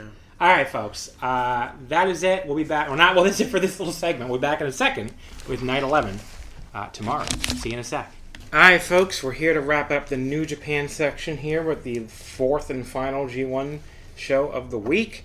It is Night 11 from Sunday, August 2nd. We just finished watching it. It was kind of underwhelming. the one thing I will say... Oh, I was going to ask you this, because you have your little grid. Did Drilla and what's his name, face each other already, right? Oh, not Drilla. What's his name? Well, no, Drilla's 4-3. Who is the fucking... Who is the tie I was looking to break then? I guess... Oh, Yuya and Aaron Wolf. Did Yuya beat Wolf? Did they face each other yet? Uemura and Wolf. I can't remember their match, so did they face each other? Uemura beat Wolf. Okay, so I have them ranked ahead, so that's good. But yeah, I don't know. It's like... this show was kind of underwhelming. It looked underwhelming on paper, and it was underwhelming, especially compared to a lot of the A-Block shows. Going to try to get through the review a little quick, mostly because I still want to go to the only good thing about Otakon 2026, the arcade, and go play some more Sound Voltex and Tune Theme before it closes at 3, and it's like 12:30, and I still got to get in the shower. But the show is underwhelming anyway, so I feel like there's not a ton to talk about. Callum Newman was today's supposed to be facing Umino Absence, and I feel like, the show missed him. Because that had to have been the main event. Yeah, would have been a big main event. The attendance here was 2,306, which was down from 2,534 last year. There's a pattern emerging here. The B block shows are slightly down, and the A block shows are slightly up. And again, I feel like if Shota was on this tour, they probably would have been able to close that gap at least. I mean, Umino and Callum is a match that could draw some interest. Okay. If you would put it was a New Japan Cup rematch. Is Umino that big a draw? I don't know. Because he gets booed everywhere he goes. Well, he was popular at Cork after he won the global title. Oh, okay. I don't know. I mean, I like him. I like him It seems too. like New Japan crowds do not. Yeah, well, some of them do. Depends on where you go. It's really just Osaka, I think, that doesn't like him. But anyway, the first tournament match here was Drilla Maloney. He lost to Aaron Wolf, actually. Yeah, that's right. Aaron Wolf beat him in 13-11 with the Olympic Slam. They put down Angle Slam. Like, why would you call it Angle? Oh, could maybe the Olympics is copyrighted or something? I don't know. You think Angle would be copyrighted? I don't know, man. A bit of a boring start. They just locked up repeatedly. Once they started chopping each other, I think finally the chops were pretty good. I had gotten on Wolf about his strikes on a previous episode, and I remember talking about this in Slack. Like Alan Farrell kind of disagreed with me, but because he cited his lariats. I think his lariats are fine. I think his chops here look fine. It's really just those forearms and elbows. They look really soft to me. And you think they look okay. Yeah, I don't think he's, but the chops look fine here. I think there's still room for improvement with the chops and the lariats, but they look fine. It just was kind of there for me for a while. I did like Wolf catching Drilla coming off the second rope, and he caught him in his arms and hit this sort of belly to belly, but not like a typical smooth belly to belly. It looked very natural. But then they went right from that to a forearm exchange, which, as I just said, Wolf is not very good at. But the live crowd to get into things. The closing stretch was really good. I liked watching Wolf just repeatedly take Drilla down with the judo throws while holding onto his arm each time. And then with the same arm, he just pulls him on his shoulders to a landslide. Excellent transition. He goes straight into the head and arm choke from that. Again, very good transition. Drilla gets out, but ultimately falls victim to the Olympic Slam at the end anyway. Looked like a big win for Wolf here, and he goes to 3-3. I think Drilla is now 4-3, so maybe 4-3. So maybe losing a little bit of his momentum, trying to get into the knockouts. We'll see though. I thought it got really fun down the stretch, so enough for me to go 3.5 overall. But I don't think I'll remember anything about this match except maybe those judo throws at the end. So that's why I didn't rate it any higher. Yeah, I'm same here. The judo throws I'll remember, but the rest of the match was good, but just not very memorable compared to some of the other matches we've seen in this tournament. Now the next match, this was the match of the night. Yep, really easily by a lot. Zack Sabre Jr. beat Oscar in 15:58. Just says submission. They don't know what this move is, I guess. Since Zack beat him, he just grabbed everything and made it hurt. Zack is one of the most deceptively tall wrestlers out there, because in my head I was expecting Oscar to fucking tower over him way more than he did. I'm like, oh wait, Zack is tall. I always forget. Zack is like my height. I think he's like 6'1", 6'2". Oscar, he does so much stuff as a big dude that should be so much tougher for him to do. Like, he kips up out of a head scissors from Zack. I'm like, how is a 6'7" man doing a kip up that easily and looking that good but doing it? I understand the critique. I see some people be like, oh, he doesn't wrestle like a big man. A big lumbering giant is not what New Japan needs. I mean, this is still a promotion with a work rate basis. I mean, the work rate has changed a little bit. It's become a very different house style now, as we've been talking about throughout this episode. But like a lumbering giant still does not fit that house style anymore. Any more than like Satnam Singh fits AEW. I mean, look what they've done with him. Yeah. Like some promotions have a floor where a lumbering giant who can't work, it's not going to work. Oscar at one point tosses Zack into the corner so hard he pretty much bounced off the turnbuckle pad. That was kind of crazy. You don't see that every day. Oscar was like brutalizing him. He hit these elbows to the back of the neck while he's on the apron. This hard slap to the very top of his chest, almost his neck, if anything. But he missed the apron side leg drop and ate this running PK from Zack from the apron to the floor. Zack worked over his leg leading up to the 10-minute call. I do think Oscar's selling, I praise it a lot. It has a tendency to get a little overdramatic for my taste. Like at one point here, when Zack was working on his leg, he did not need to go, oh, and like stagger back down if he staggered up. I'm like, that's a little too much, man. He's been working your legs for like 2 minutes at this point tops. Like I wouldn't have done that, but whatever. Zack ends up catching him with a Zack driver when he charges in a little later. Oscar kicks out. Very strong closing stretch. The moment Oscar counters Zack's European clutch by simply grabbing him in a sleeper as he lays back with this huge sadistic grin on his face, that was a big highlight. Very A-block, New Japan coded match where the counters are not like silly Jay White-esque counter dance stuff, but far more natural and real looking and very mat-based. So Oscar gets caught in the ankle lock by Zack. He's able to like stand up with Zack still wrapped around his leg, and it looks like he's going to get out for a second. He just clubs downward onto his chest with these really hard shots. But then, as you said, Zack just grabs everything. Yeah. He grabs his arm out of the clubbing and just fucking twists him like a pretzel back on the mat, and Oscar has to verbally submit. Yeah, it seems like Oscar made a mistake by trying to slap, he was started desperate. he was like, get the fuck off, and that just gave, he put his arms to Zack's level. Zack was able to grab his arms, and now he has everything, and the match is over. I didn't know it was going to rain today, by the way. I didn't know that either. Yeah, just looking out the window here in the hotel. Oscar had to verbally submit because he had no limb to tap out with. Yeah. And Zack's celebration over finally breaking his losing streak was really fun. Motherfucker, I finally did it. Yeah. It took me grabbing every limb and squeezing, but I beat the big fucker. Like, he didn't literally say that, but that seemed to be like what his attitude was. He was like really celebrating, like he finally got that monkey off his back, and he finally got a win. He broke his losing streak, and maybe he can win out from here. Yeah. This became fucking awesome by the end. Easy 4 stars. This B-block I don't even want to fucking think without where this B-block would be without Zack after losing Umi now. Like, thank God he's still here. And that's going to be a big thing with the next show. Ren Narita beats Yuya Uemura in exactly 20 minutes with a figure 4 knee bar. So the opening minutes were solid mat wrestling. It wasn't like thrilling me or anything. I did like the spot where Narita escaped the first long hammerlock from Yuya by simply running around in the ring and using like the momentum and the leverage to send Yuya spilling out through the ropes to the outside. That felt like something you'd see in like a Ricky Steamboat WCW match or something, so that was cool. The house cheating on the floor went on forever though, I felt like at one point. I'm just like, okay, I've had enough of this, guys. And I haven't really been doing that much of it in the tournament, and I was like, okay. When they got back to the ring, you went back to the hammerlock as we got the 10-minute call. I just was finding this a little boring and uninteresting, even though there was nothing really wrong with it. There was way too much bullshit in the match after that, too. Again, that had felt relatively toned down for Narita's matches earlier. And on top of the fact there was too much of it, some of it just felt pointless. Like, at one point, Dick Togo tripped Yuya up on the floor. He does the thing where, like, hey, I'm going to stare at you instead of my actual opponent. But it doesn't lead to anything. The distraction, Yuya immediately reversed Narita when he grabbed him from behind. So I'm like, what the fuck was even the point of that? Toga acted like he was going to throw in the towel. He got up on the apron.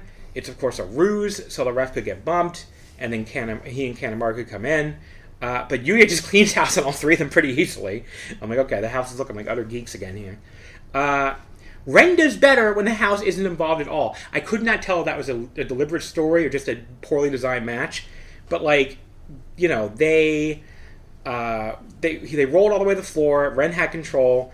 Ren had the sleeper locked in, but he lets go of it at like 10. Just as Walker was saying, well, there's no reason for him to let go of it until 19. So I'm like, okay, you made him look even stupider, Walker. But it's not really his fault because he didn't know what Ren was going to do. But he lets go of it at 10. Yuya beats the count at 19. Narita hits his nice Blizzard suplex hold the moment Yuya rolls back in the ring. That gets a 2 count, so we got the 15-minute call. The crowd was getting much more into this, though. They were putting together the kind of closing stretch that was needed to save this match from being like average to bad. The suplexes from Yuya in particular were a highlight. Yuya started going for his crossbody, but Narita had been working on his leg earlier, so he's pretty slow to go up. Narita rolls out of the way, so that was good psychology. As soon as Yuya hits the mat, Narita gets him back in a leg lock. The crowd... Oh, shit, turn that off, please. Turn that off. Fucking the air is going... Someone's doing it. Nicole's doing it. I'm sorry about the 2 seconds of the air here, folks. It's so fucking loud. I think that's the first time it's come on since we started, right? Yeah. I hope so, anyway. You would have noticed. Yes, it is very loud, so I'm sorry about that, people. Yeah, so... Where the fuck was I before the air tried to kill me? Yuya missed the crossbody. As soon as Yuya hits the mat, Narita gets him back in a leg lock. The crowd's really loud for Yuya here, trying to get behind him, but then Kanemaru distracts Marty Asami, so Toga Joshi wrestler. Dick Togo can go in and hit a single senton on Yuya's leg, and Yuya has no choice but to tap out. I like the finish a lot. Like, that was a good interference finish. Like, he hit one fucking move and got out of there and fucking Narita tapped him out. I wish they had restrained themselves throughout the match, though. Yeah. I like the end. I'm going to go 3 1/4. That's probably a little generous. But, like, I like the end of it a lot. I just wish they had restrained themselves earlier. It was pretty good. It just didn't... It would have been a lot better if they cut out as usual. I mean, there's definitely a good match here if you cut out all the House of Torture shit. And if they had just done that one spot at the end, like you said, the match would have been a lot maybe better. Like one more spot at most. But, like, yeah, it was just too much to go. But the actual wrestling was really good for the most part. Narita, again, he looks better than he has in a while. And I don't think he needs these props anymore. And the crowd was... Again, I hope someone in New Japan can fucking pay attention. You know when the crowd was in this match the most? The last fucking 5 minutes when the house was not involved at all until the actual finish. So, they don't need this crutch anymore.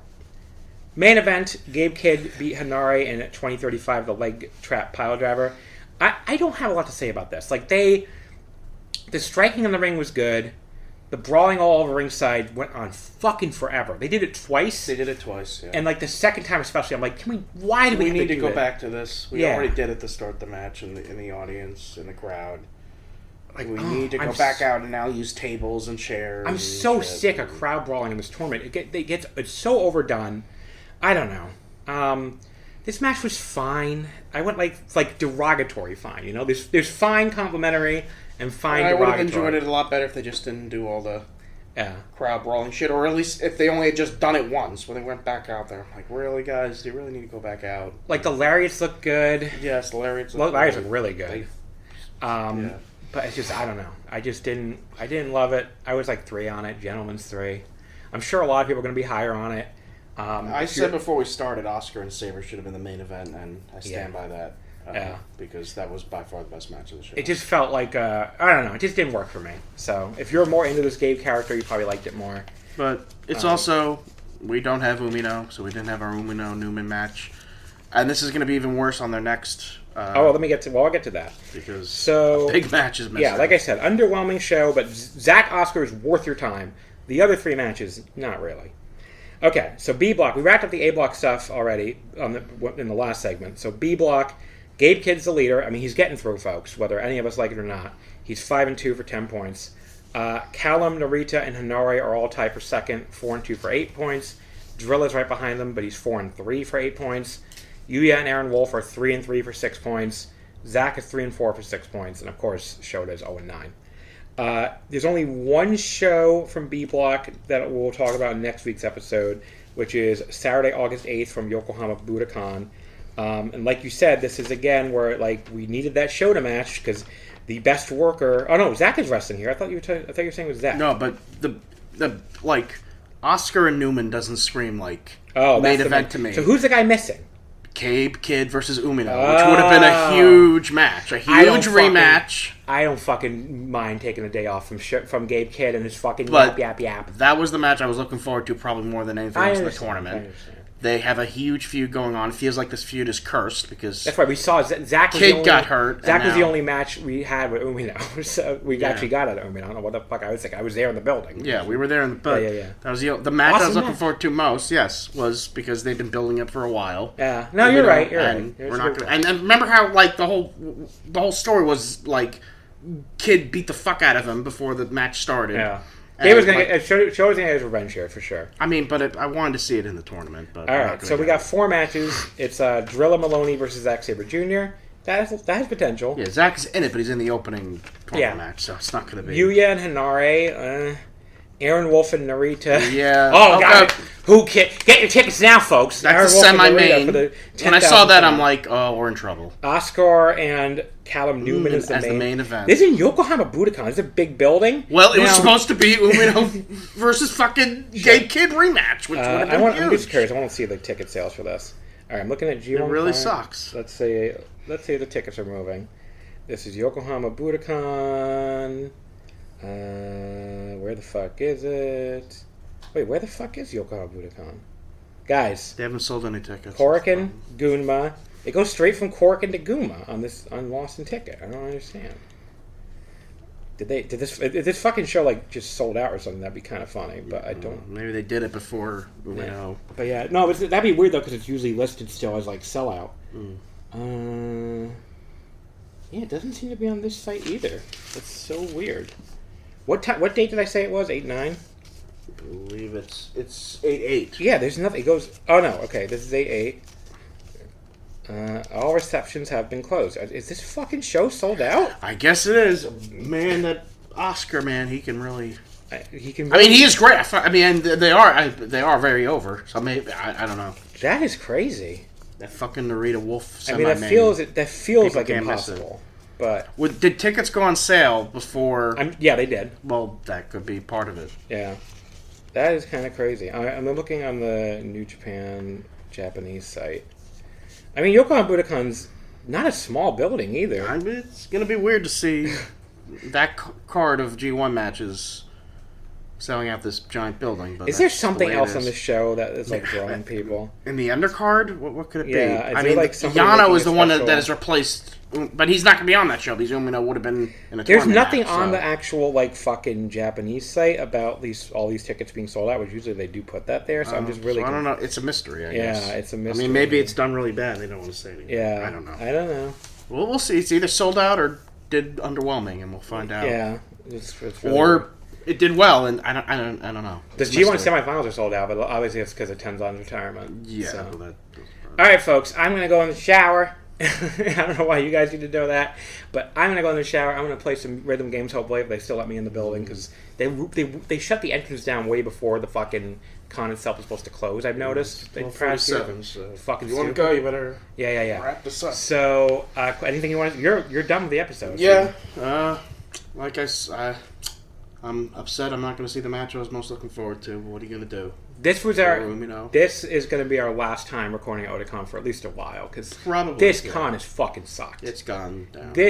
Their programming department has no idea what they're doing. They pick up the dumbest fucking panels with people who like maybe run half the fucking runtime or 45 minutes of the hour. I'm like, I was talking about this with oh god, I think it was. I'm trying to remember who the fuck it was. There's somebody on. I'm sorry, whoever it was on Blue Sky or something, and he was like. When I ran panels... Oh, no, it was Jay Michael from Voice Wrestling Slack. He's like, when I ran panels at Anime Cons, I always have way more material than I could fit in an hour. I'm like, yeah, me too. Like, how the fuck do you show up to these panels with, like, 45 minutes of material? Or, like, the Shinkansen panel, 25 minutes of material, and you're like, well, I'm done now. Of the two, it's better to have too much than too little, yes. I think. I mean... Because you left the perfect thing is to time your panel out and make sure you have a lot. But... Yeah. You leave the attendees feeling like, why did I bother waiting for this panel? Why did I pick this panel over the other panels I could have gone to? Like, why did I could have been in the game room playing fucking Chuntium. Instead, I came here and fucking wasted my time with this panel that you didn't even fill the hour. It is annoying to me when someone says, oh, I got 10 minutes left. I'm only a third through my slides. That pisses me off, too. But I'd rather have that. I'd rather have that than end, like, more than halfway through the panel. Yeah, But another problem you didn't bring up is I've noticed a lot of panels that are popular are in tiny rooms that fill up and have overflow, while there are other panels that are in these giant rooms that only draw like 12 people. Yeah, and just very. And these are topics that have been known to never draw, and I don't know why they put them in. There's these somebody giant obsessed rooms. with dolls. I guess, on the or Otakon program. K-pop, or it seems like this. This is gonna be the year all the doll fans show up. We gotta give them the biggest room. It's like giving like we like what we like, and you better like what we like, or else you suck and you're dumb for not liking what we like. I will say the other people who ran the Japanese Pro Wrestling panel this year, they did good. They did good. They knew their stuff, They and knew their that stuff. was breath of fresh. They knew women's pro wrestling. They were not like who's Manami Toyota, which really that really happened. That really happened years ago. That was actually the inspiring thing that got me to start doing my Yes. own pro wrestling panels, because I was like, how the fuck are people hosting this? This guy claimed to be an expert on all Joshi, and I asked him about Manami Toyota, and he didn't know who she was. Like, can you? And this was like 20. I mean, she was still like, this was like 2010. No, I think it was 20. Yeah, something like that. Because I was asking him because she was coming to America for Chikara, and he had no idea who I was talking about. I mean, it's bad. It's bad enough you don't know who she is now, but that's even more ridiculous. Yeah. All right, folks. There's one segment left that I recorded fucking days ago, which is the Tokyo Joshi Princess Cup review. So hold on 1 second, you'll hear that. I still have to record one more segment for this and watch the last Stardom show, which you already heard me talk about, which is funny. But I hope you enjoyed this Frankenstein episode. Give me 1 second, I'll be back talking to you about Tokyo Joshi. All right, folks, we're back here on Wrestling Omakase now for the final segment of this episode, which, again, because I'm recording in chronological order, but then putting it in promotion order, is not remotely the final thing I'm recording, but it's kind of funny. This stitched together Frankenstein episode. But yeah, Thursday, July 30th, as I record this part, I just finished watching the third night of the Tokyo Joshi Princess Cup, which is the only thing we're recording from or the only Tokyo Joshi Princess Cup show of the week. So it's the only show on that we're doing here. The show did 361 fans, a Shinjuku face, no vacancy, looked like a pretty packed crowd watching it on stream. So, and they were into all this stuff. Again, I'm only going to talk about the 4 tournament matches here. We'll skip the non-tournament matches just like we do with the G1. So we start out with all of these are round 2 matches. So this was Toga defeating Mahiro Kiryu with the absolute 0 in 7:57. Unfortunately, this was the only thing on the show that just wasn't very good. Mahiro trying to kneel and apologize got countered by Toga early on when she simply stood up immediately. That was kind of funny. She then missed a second knee drop that I guess was also preparing to apologize for something. But these two larger women started shoulder blocking each other, first to a stalemate before Toga knocked her down. The large lady shoulder block thing will be done much better later in the show, which we'll get to. Mahiro, though, tripped her, got her own shoulder block knocked down, and then kneeled and successfully apologized. I'm not quite sure for what. Maybe simply that she was going to win the tournament. I definitely heard, like, tournament no katsu. I definitely heard that part, at least, along with the tai hen, which different, or tournament no kachimas, I think she said tournament no, because she's always, like, speaking in polite language, I think, when she gives these apologies. So it's like tournament kachimas. And then also the tai hen, which just means trouble, but I didn't really catch the rest of it. I don't really feel like pausing to ask you this. Hey, Nicole, do you know if this room has a bottle opener? Quinlan just asked me that. You're getting live on the air information about whether our room at the Residence Inn, since we just moved here from our last room over at the what's it called? What the hell's the name of that place? We went from the Homewood Suites right by Nationals Park to the Residence Inn right by the Convention Center. So we did like very similar chains of Hilton and Marriott. They're quote-unquote long stay. Which I always like these places because they're kind of like, you get your little kitchen and you get a little more space and they're usually not that much more expensive. Yes. So we do have a bottle opener, everybody. So I can tell Quinlan we do have a bottle opener. That's yes, we do, Quinlan. Wait, does this work for non-wine bottles? Does it work for non-wine bottles? I would think so. I think you can just like I could take this. Yeah, that'll hook on there. That should hook. Okay, so everybody got to hear whether or not we had a bottle opener because I don't feel like going back and taking that out. So, Mahiro started working over Toga's leg, which was a bit boring. Toga's selling is like okay, but I don't get the feeling this is her strong suit. She doesn't do it very much, given she's usually the aggressor she's larger than a lot of the other women in Tokyo Joshi, so she's usually the aggressor in a lot of her matches, so you don't really see her selling that much, and I get why I perceive this, because also, I mean, she doesn't have a lot of practice doing it, I guess, but her selling I didn't think was that great. And I don't know why they bothered with that leg work, considering Toga immediately shrugged it off and started doing running moves, including a rolling thunder of all things. She's one of a kind, I guess. But Mahiro does very briefly try to go back to it, but it all feels very half-baked. But I guess it was all relatively quick anyway. I mean, the match only went 7 minutes.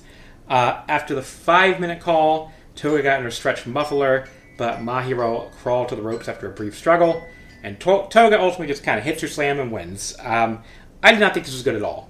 They just didn't click together. Mahiro's really not that great in serious matches. I'm willing to give Toga a little more leeway because I've seen her have plenty of good matches this year. But yeah, it didn't work. So, not awful, but just kind of bad. So, 2 stars. Next up, though, that's definitely the most negative I'm going to be here, don't worry. Our next second round match was Suzume defeating Palm Harajuku with the Ring a Bell in 9:23. I was so before this match started, I'm like, I like Palm for what she is. She's probably my favorite of the Tokyo Joshi Legacy comedy acts. For sure, I like her a lot more than Raku, which Nicole is here. Don't get Nicole started about Raku. But she can tell you how much she despises the sleepy girl. Which this came up, I forget when this came up. I think when Rich and I were either talking in Chicago, or I think maybe during the preview for Vegas. I forget how it came up. It was like, yeah, Nicole really hates Raku, which Rich thought was very funny.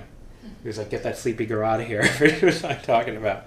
But yeah, but anyway, so Palm, even though I do like her, I would have been annoyed if Suzume went out in the second round via Palm antics. And as we saw in the next 2 matches, they took out some heavy hitters in the second round. And I remember thinking, well, she is the International Princess Champion, so I don't think she's going to win. So it wouldn't have totally shocked me if she lost here via some bullshit or whatever, count out or whatever, as we briefly saw Palm try. But thankfully, they did not do that. So Palm showed up with a bug catcher, like a regular-sized bug catcher at first. And because obviously Suzume is a hornet, that's her whole thing. So she distracts Suzume by pointing into the distance and then fucking bug catches her. She basically gets this tiny bug catcher net over one of her 2 pigtails. And Suzume stands there and just kind of looks like, well, this is happening. Which I thought was very funny. And then, while the little net is hanging off one of her ponytails. But then she throws the bug catcher to the floor, and Palm has a reaction that's like, how did that not work? And then gets all outraged. That was very funny. But Palm, though, runs to the back and reemerges wearing a white bee catcher outfit and now has a giant bug catching net. So she chases Suzume all over the building before cornering her and trapping her in the net. And I thought she was going to just leave her in the net, but she kind of tossed her into a wall before grabbing her in a side headlock still in the net. She walked her over from the timekeeper table. She pulled the net off of her, but then started taping Suzume's wrists. After she did her little punches from above, she was standing on the little elevated part of Shinjuku face and doing little wacky punches to her chest. Then pulls out the tape and tapes her wrist to the table above her. Suzume keeps being Tasukete, she keeps asking for help. No one is helping her. How dare all these people not help Suzume? Palm calmly walks the ref back to the ring and tells her to start counting. And just like when Toru Yano would do this shit and the ref would just start counting, I'm always like, why are you counting for her? Why? She's like, oh, you taped her wrist to the fucking table? All right, I'll count for you. I'm like, what? But whatever. I mean, at least this is, these matches are wacky anyway, just like the Yano ones. Well, I guess it's the internal logic. Taping is apparently okay. The rest will just count. Palm, though, also rose out of the ring after she tells the ref to start counting, so I don't know what she's doing. But Suzume was able to free herself pretty quickly, though. I guess Palm saw that coming, though, because she had a new plan. So, quote-unquote, air quotes, Palm Harajuku rolls back into the ring, but it becomes very clear very quickly that it's actually Uta Takami now wearing the I guess off camera, she put Uta into her beekeeper outfit. So Suzume gets back in the ring and attacks what she thinks is Palm Harajuku, and the real Palm rolls Suzume up from behind while she's beating up poor Uta. All this stuff happened in the first 5 minutes somehow. They packed a lot of stuff into that first 5 minutes. So Suzume kicks out not long after that 5-minute call. They finally do some normal wrestling. Pretty nice crossbody off the top from Suzume, and Palm Harajuku does a leg lock, which is okay. That gives Suzume a chance to do her typically excellent selling. So they fight to the middle rope, and Palm just flicks Suzume off with one finger, just flicks her in the forehead. That was funny. But Suzube jumps back up to the second rope and bulldogs her off of there all in one smooth motion. She goes for the ringer bell, but Palm escapes. She rolls her up and then gets a big leg drop, leaping off the top of her back first. That looked great. I don't think, is that the Palm de Justice, or is there, I can't remember if there's a specific leg drop to it, but whatever. She was down and couldn't follow up anyway. She didn't kill her finish if that was her finish. Palm crawls over to the corner, gets her beekeeper outfit back on, then picks up the net again. But Suzube ducks the net. She kind of moves the hat in front of her face. I think that was the idea, but honestly the hat was already kind of in front of her face, so it was kind of weird. But yeah, she hits the ringer bell for the pin after that. And Palm really has no one but herself to blame for that one. Very fun match for what it was. They even did a little bit of actual wrestling to boot. It's a tough one to rate because it was a lot of comedy antics. I probably wouldn't have bothered rating this if it wasn't in the tournament, but I put it down for 3.5. It was good. I had a time. I was sports entertained, as the kids say. The third match here, again, second round, is all on the right side of the bracket, by the way, is Yuki Aino defeating Momo Watanabe with the full Nelson of Love and Fire Z in 9:23. Which, wow, this match felt longer. These two powerhouses started with looked like it was going to be a test of strength. Then they literally just knock into each other's chest repeatedly. And it's like, hell yeah, I got another girls rock moment. They do the actual test of strength. Miyu looks like she's winning. She's starting to slowly move Aino down, but before she settles for. But Yuki Aino just kind of comes back with a shoulder block instead from that position to knock her down. Great start, right away. We're like establishing these are two powerhouses, and they're both very strong, and they're both gonna try to overpower the other. Miyu controls her with one of her side headlocks, where she looks like she's squeezing the opponent's head like a grape. Then they do some basic mat wrestling off of that before Miyu gets the headlock back on. This was funny too. So obviously, Shinjuku Face isn't that big. There's like 350 people there, whatever I said before.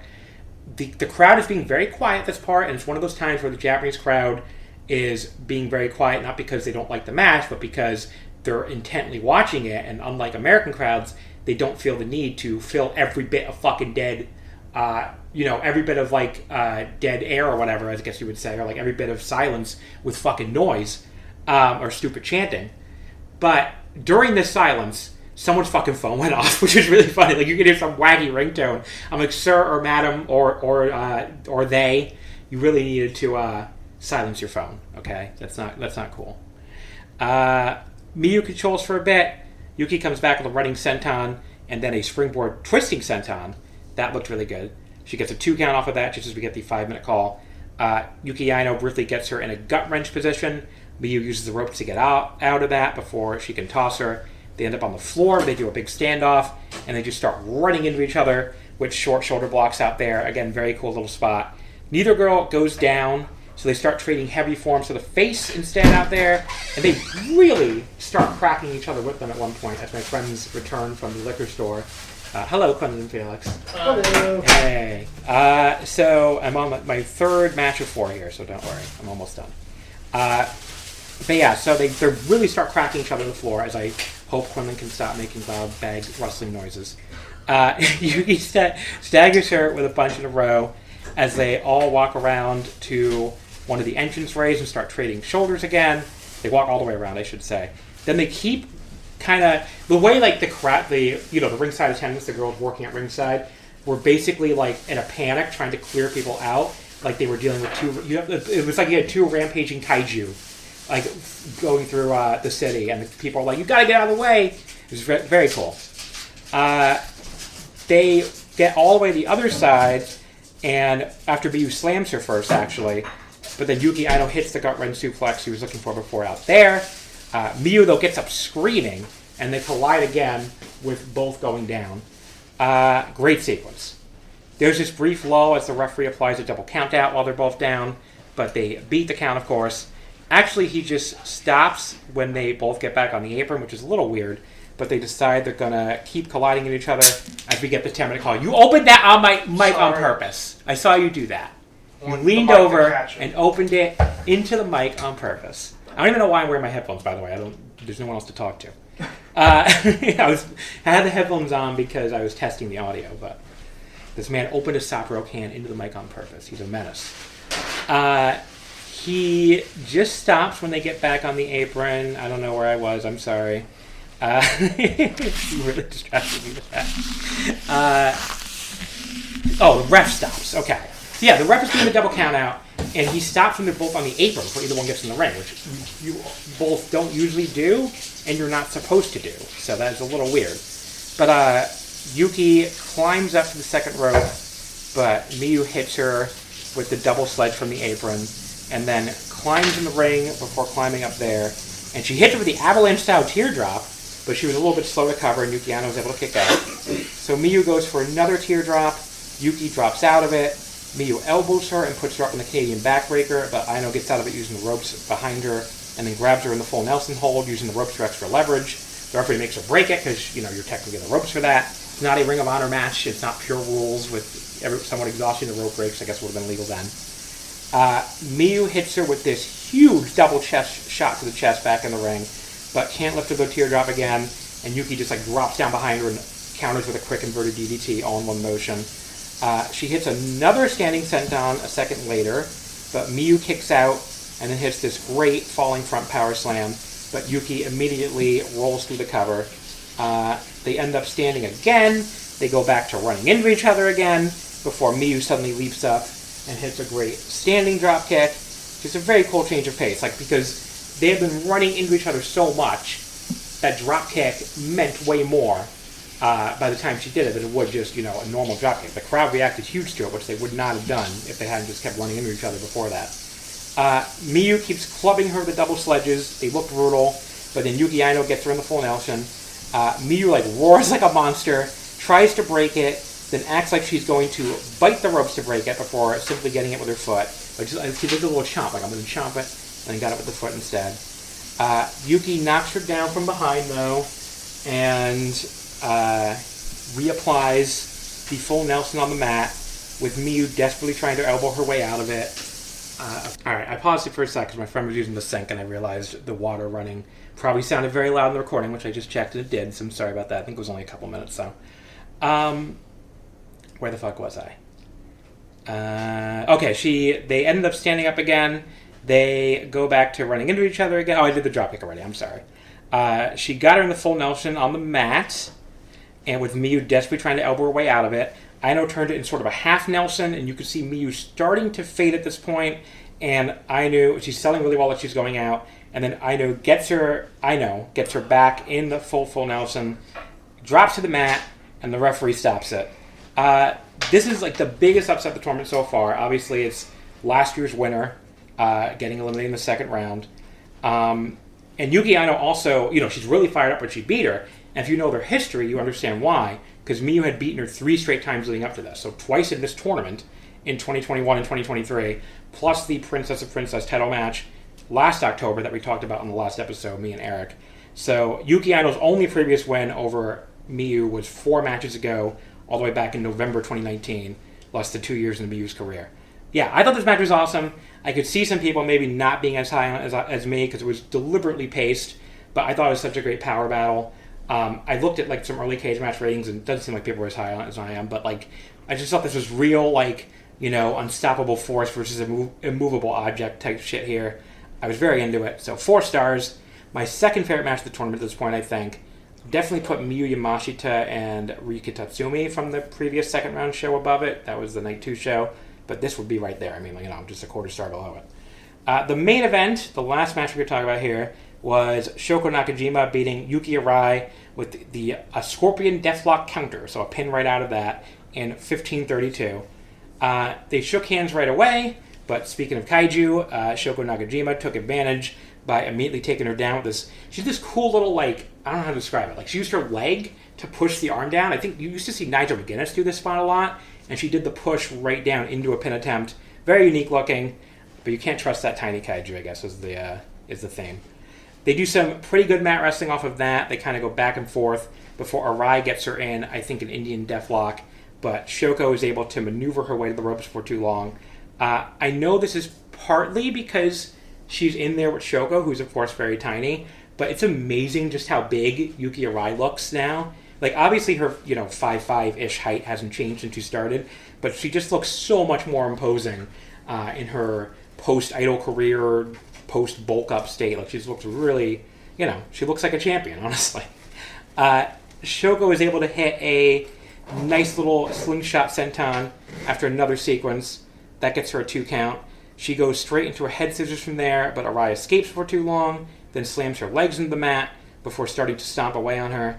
Arai eventually gets her back into the deathlock, and I like the way she simply stood back up with those long, powerful legs of hers and changed up the leverage just when Shoko was about to get to the ropes. That was a nice little touch, but Shoko does make it eventually anyway. Now, my big nitpick with this match, and it is a nitpick because they went a lot longer after that, but like right after the Indian Deathlock especially, Shoko did not do pretty much any leg selling. Like she was basically started to run and jump right after that and hit this big dropkick on Arai. So that was a bit of a demerit for the match. Shoko got her into a front neck lock. Arai escaped, immediately hit a front slam. Shoko came back when she missed a charge in the corner with a springboard Rana, hit another dropkick that sent Arai to the floor, then tried to run in and dive, again, not selling the leg at all. But she got stopped with a big boot to the face by Arai. That counter looked really good, but then when Arai, they end up on the floor, Arai tossed Shoko back in, and Shoko used that momentum to bounce off the ropes and hit the flip senton that she was looking for. So that was, again, cool spot if you ignore the fact that they didn't do any leg selling. They ended up fighting the top rope, where Yuki Arai hit this awesome spinning superplex from up there. So she basically spinning her around in midair, a spot you don't really see very often. That was easily the highlight of the match. Probably the highlight of the whole match, but definitely up to that point. Arai immediately ran her over with a big boot to the face the moment they both got back up. Shoko tried to come back with the 619. Arai avoided it. I think tried for some kind of roll-up. After Arai avoided it, Shoko tried for some kind of roll-up on Yuki, but Yuki basically caught her up there, as I'm pantomiming for my friends, which you cannot see at home. Yuki caught her in a wheelbarrow position and spun her from there into sort of this half Nelson slam that again looked really unique and cool. They traded some more forearms, and then Shoko finally got some offense in for what felt like the first time in forever, hitting 2 straight Northern Light suplexes. Arai held onto her arm, though, and just calmly booted her in the face. Again, a great little spot. And then hit another spinning front suplex, this time, both of them on the mat. After a moment where they were both down, she hit Shoko with another running boot to the face against the ropes, but Shoko came back with a Rana, and that finally let her hit the elusive 619 she kept looking for. That was my room number, by the way, and in the, what's it called, the Homewood Suites we just left, which I did not have any trouble remembering that room number, and I think I even went booyaka booyaka as I was walking to the room, but I'm a nerd, everybody. Shoko hit a DDT and went up to the top just as we got the 15-minute call, but Arai rolled out of the way at the top rope senton. Arai tried to get her in the Scorpion Deathlock, but Shoko just suddenly rolled her up out of that, and that was the finish. The crowd reacted huge for it in shock. It did feel like it came out of nowhere, not necessarily in a bad way, but yeah. I thought this got really good at the end, even though I had my minor qualms about the start, so I think I landed at 3 3/4 for this. Very good match. Second best match on the show, for sure. I thought Yuki Arai especially looked really, really good in this match. And if anything, I'm a little disappointed. I mean, she's really, grown into this title. Ever since they put this princess title on her, she's looked better than ever, if anything. And, obviously she's drawing really well. And, I don't know is it a hot take to say she's in my Wrestler of the Year conversation at this point? I mean, like the Flair says, I think she kind of is. But yeah, if anything, I'm a little disappointed she didn't move on here to the quarterfinals. My issues with this match were all with Shoko, who I've never been as high on as some others to begin with. But at the same time, the champ isn't going to win this tournament, obviously. So just like with Miyu in the last match, they made the decision to get her out of the way early here and let some other people move on. So, you get it from a booking standpoint, even if it's personally disappointing.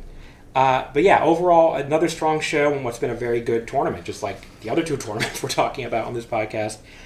So yeah, your quarterfinals in the Princess Cup are now fully set. There's a little bit of a break here. The quarterfinals do not take place until August 8th. So, a week and a half from now at Ryogoku KFC Hall. Great building, by the way. I think I said that last week too, but it's such a cool building, having been there now. The quarterfinals on the left side of the bracket are Rika Tatsumi versus Hyper Misao, and Alisu Endo versus Himawari. So those 2 winners face each other. And the right side of the bracket now are Toga versus Yuki Aino, and Suzume versus Shoko Nakajima.